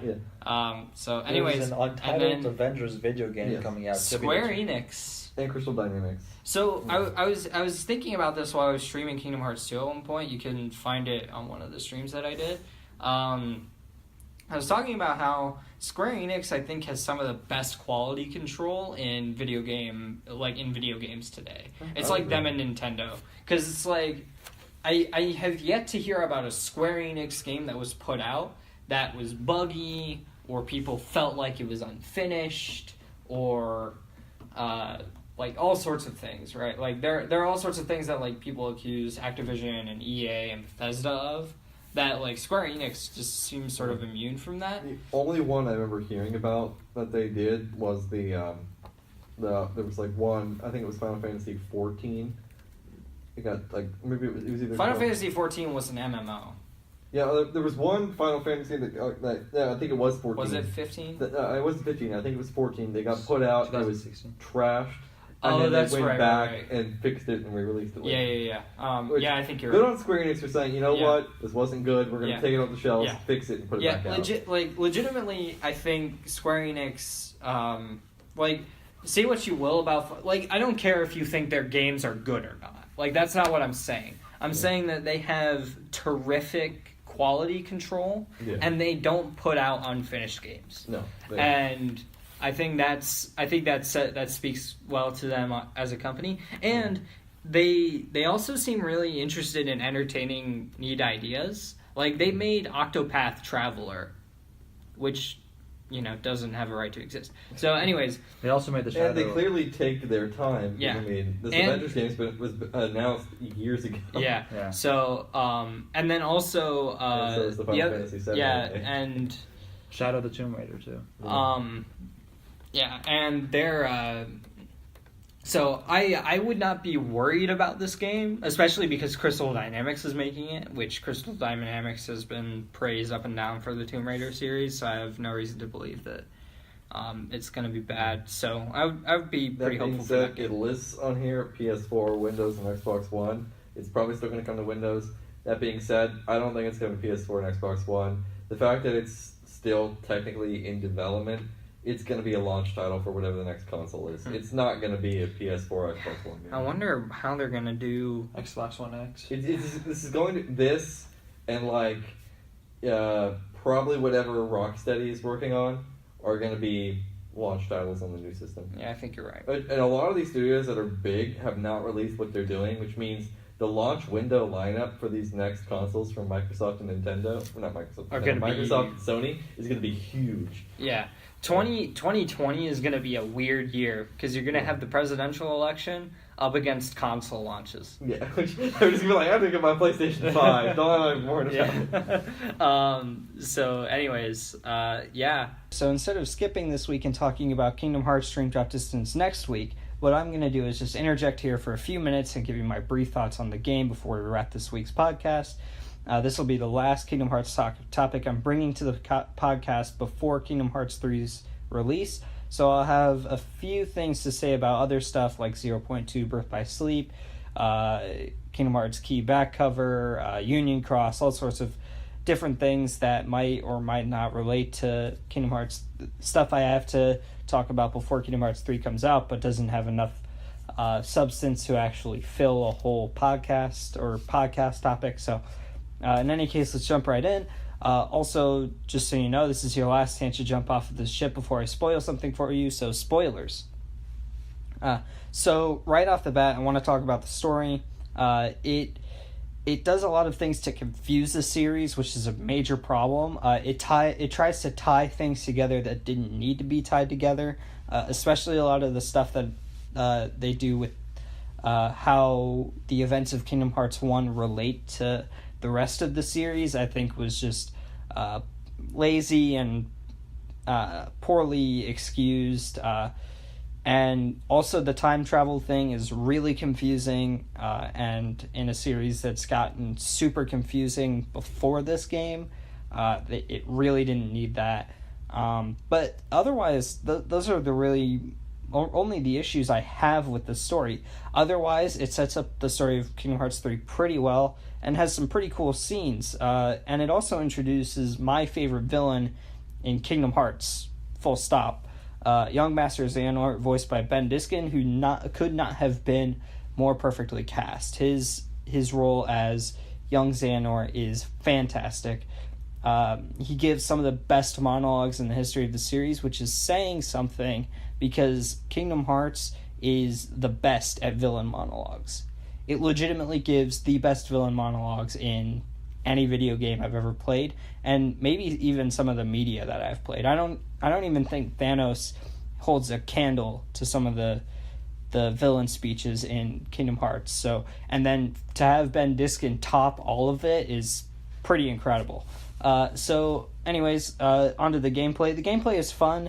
The strength of it comes down to the fact that the movement is a lot of fun. The movement it's really they introduced a system called Flow Motion, which basically offers you a lot of movement in the air that you didn't have in previous Kingdom Hearts games, and it also allows you to like run on rails, jump off of walls. So and it's a lot of fun. It's really fluid movement. The combat is a little lackluster. It's just as stilted as it was in Birth by Sleep, but the game is a lot of fun to play otherwise. The drop system is a little annoying. I do kind of wish that they had just made you do like one campaign as Sora and then the other is Riku, because there are two playable characters that you sort of upgrade as you go through, and you're supposed to play them like simultaneously side by side.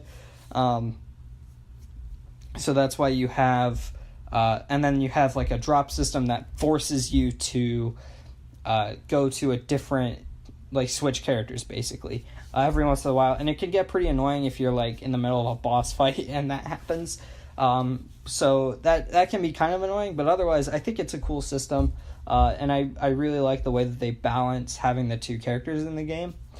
Some of the commands are horribly imbalanced though. Balloon Ra is super overpowered for bosses. So I recommend playing the game normally and then maybe using Balloon Route, or maybe only using it every once in a while.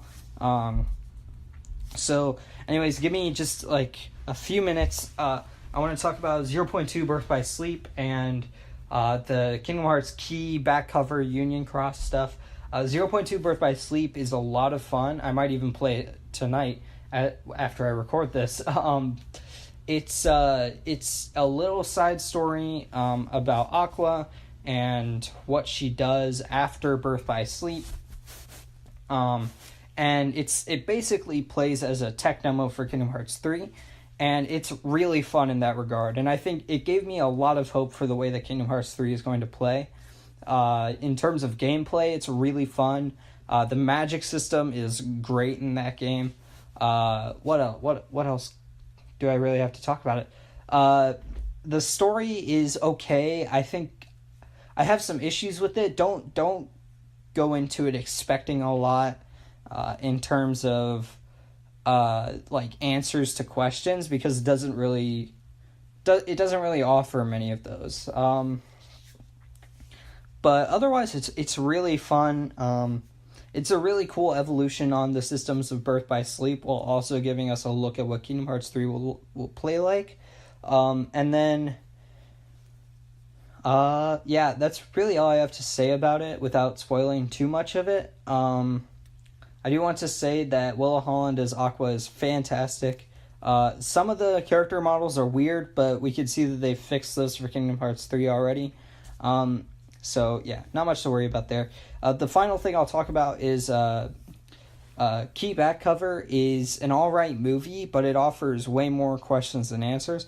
I would still watch it just to get an understanding behind some of the lore that it provides and some of the context that might be used for later on in the series, like for Kingdom Hearts 4, 5, whatever they're going to do, whatever titles they're going to have for those games.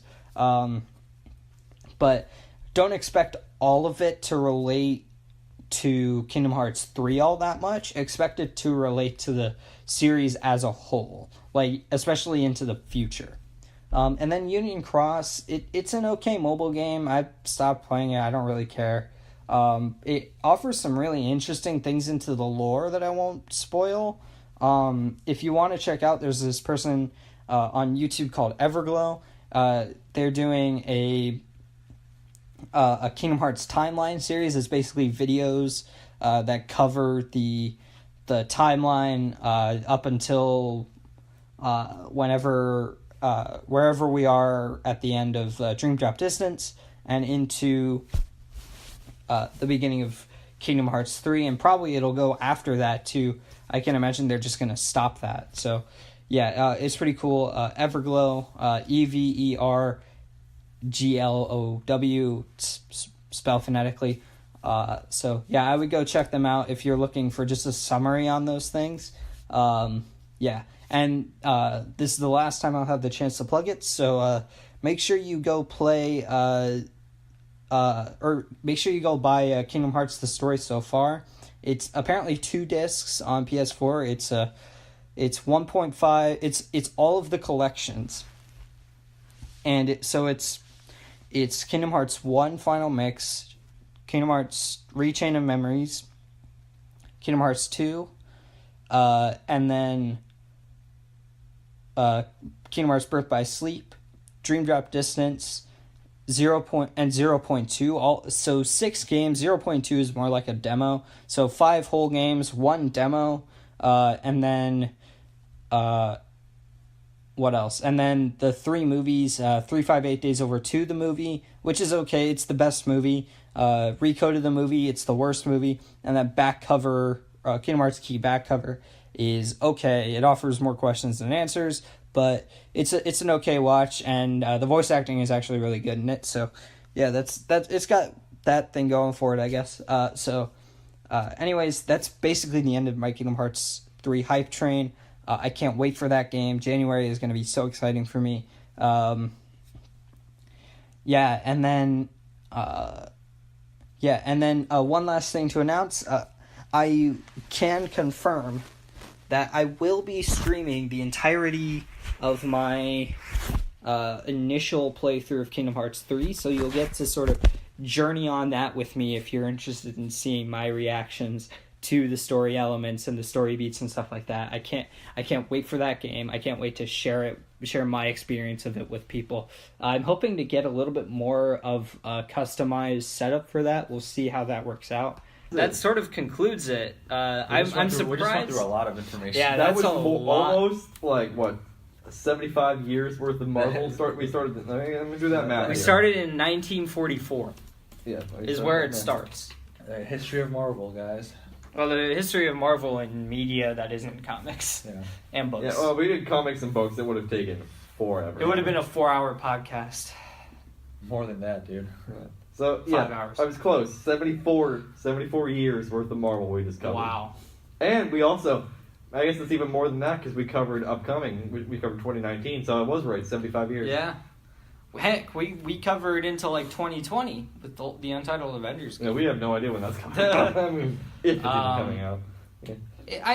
I have reason to believe that they would have canceled it by now. Yeah. Because Square Enix, I think, again, they have some of the best quality control I've ever seen. I think that they are smart. They're just not that smart. Should we mention the fact that Fortnite did a whole Thanos thing? Oh yeah. Okay, yeah. That was a thing. Thanos was in Fortnite. Yeah. I mean, that was it's a cool little promotion. It sort of promoted the Infinity War. Yeah. I'm surprised Disney allowed it, to be honest. But, yeah. So I guess I just want to say one last thing. While we did have fun doing Marvel, and we had a lot of cool little discussions about movies, TV, and games, this podcast was essentially just meant to be a Stan Lee remembrance episode. Yeah. So our hearts go out to his family. It's a tragedy. It's a tragedy losing him, but I think it's good that he has been freed from this world before it gets worse. Well, that also, I mean, hate to say it, but I mean, he was 95. Yeah, years he was old. 95. It was coming. He was never gonna live forever. Like, that's not how it works. Yeah, but he touched a lot of people and created some of the most iconic characters in the history of pop culture. Yeah. Well, co-created. Co-created. I think it can't be understated how influential that man is. He's I think he's probably one of the most influential people alive today. Yeah. I mean, like we said, the most influential person who was alive. If we're counting, so we covered 75 roughly years worth of Marvel, and that's just in film. Comics, they started probably I'd say the 40s. Was it the 30s? I think it was the 30s. Because I know Superman was created in 38. It was late 30s. That's right. Late 30s maybe. Or roughly the late 30s. So that's almost, let's say, roughly 80 years. Yeah, close to 80 years of He has created the last stuff. Essentially is responsible for, in terms of pop culture, the last 80 years worth of pop culture. Yeah. With some other stuff that's fun in between. Yeah, George Lucas has a big part in that too. But yeah, he does, doesn't he? Now, keeping this on Stan Lee, it's he certainly played a big part in, I'd say, all of our lives in terms of his creations. And I still remember in the Wizard World Ohio Comic-Con, me and my dad were there, and we were walking around. We didn't really want to go to pay for any of the pictures or autographs or anything, so we were just looking at the celebrities and seeing who all was here. And I remember we walked past this huge booth, this black curtain on there, and we're like, "Who's that old dude just sitting there? I don't know who that is." And I heard the voice, and he said, "Excelsior!" And this old dude sitting here just I was like, "That's my man." I remember just seeing Stan Lee here with this huge line of people, and you had all these up-and-coming stars from Walking Dead and all these other things. Norma Reedus was getting swarmed on the other side of the room, but this 95-year-old man, Stan Lee, was still getting as huge as a crowd as anybody in the entire room. Hugh Jackman tells the story of how he he was at he was like for the red carpet for X-Men, and he was like on one side of the red carpet, and on the other side was Stan Lee, and everybody was talking to Stan Lee, and nobody was talking to him. That's the thing I will say about Stan Lee is that people loved him, and he clearly loved the fans. Yeah. He wasn't.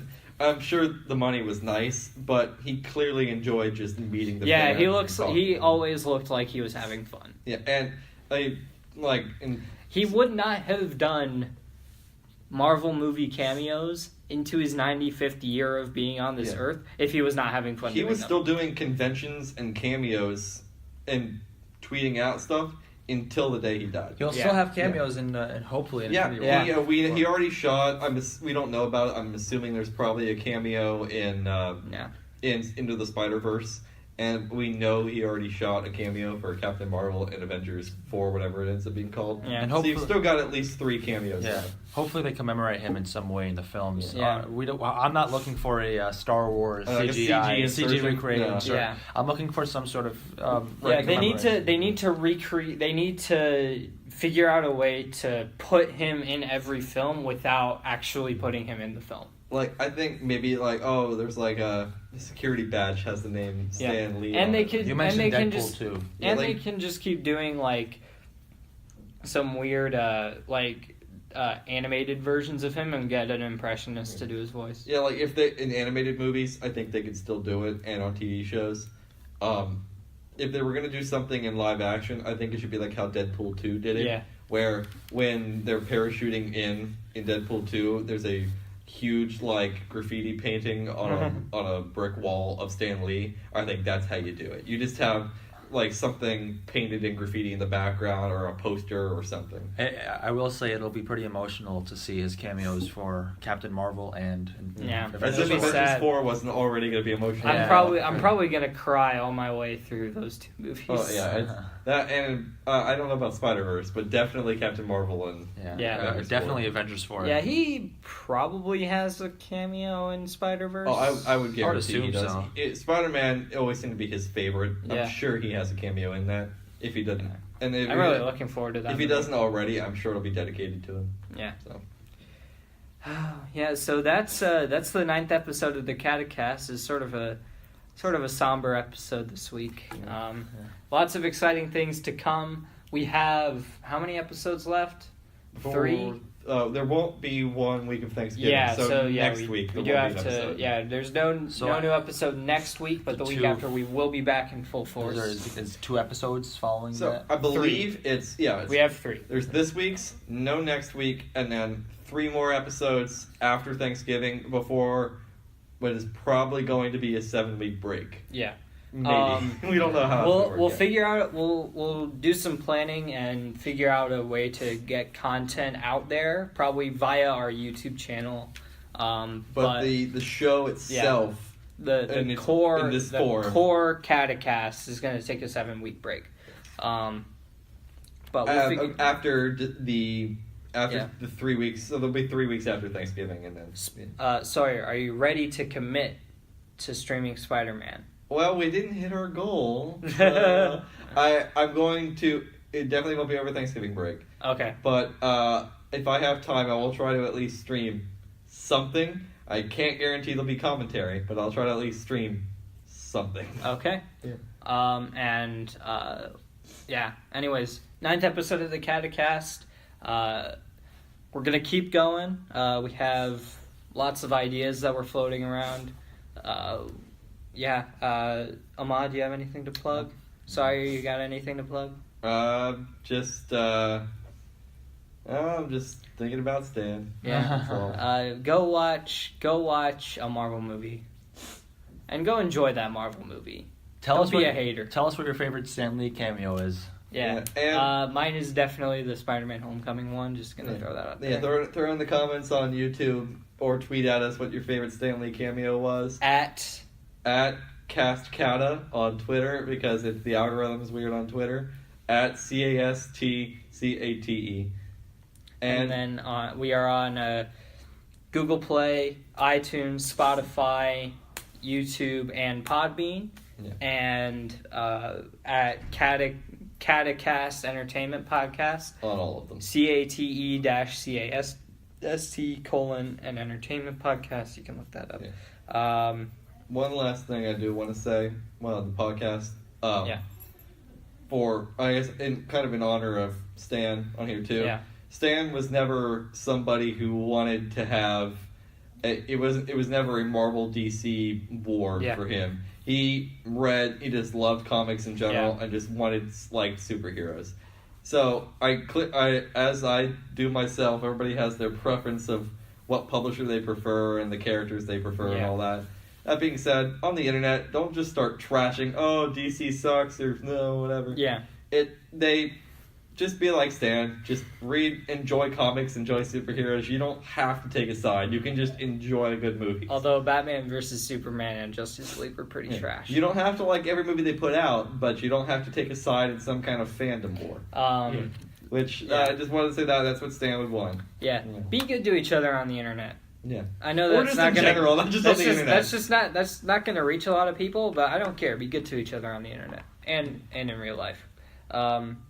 Yeah, Ahmad, you got any words to say? No words. I'm just gonna miss him. Yeah, He would forever be the guy who at first was like, "Who is that guy? And why is he? Why is he in every Marvel movie? Why is he here? Yeah, but throughout the movies. Yeah, and then you start to learn about him. Significance. Yeah. We should do a DC special sometime. We'll do a DC special when Jeff Johns passes away or something. That's gonna be a long time. Hopefully, yeah. Hopefully that's a long time. Yeah. We'll just promise to keep doing the Cate-Cast until Jeff Johns dies. Well, Jeff Johns is like, oof. Yeah. So, anyways, thanks for listening. Can't guarantee a Kingdom Hearts stream for the rest of this week. I streamed twice on Monday. The Lingering Will kicked my butt. I'm feeling pretty down after that, so I gotta recoup, and then I'll go back to it. But we'll see. I actually finished the game on Sunday, so really the only thing left for me to do is beat the Lingering Will, and that's it. So after that, I'm done with that game. I will have 2 level 99 accounts where I've beaten the Lingering Will, so it's okay. And I've got really no other streaming plans. Caleb and I were talking, and he wants me to do BBS, but that game is really long, so I don't know. Can't really commit to it yet. Caleb, shout out to Caleb Wise. Yeah. We'll try to get him on for one more episode before we go. And if you live in the Bowling Green area and would like to guest star on a future episode of the podcast, tweet at us. We'll consider it. Yeah, hit us up. Give us an idea too. Don't just say you want to be on. Yeah. Give us a thing you want to do on the show. A special for how we always have our 30-minute special. So, anyways, that's the 9th episode of the Cate-Cast. Thank you so much for watching. I'll see you in 2 weeks. Yeah.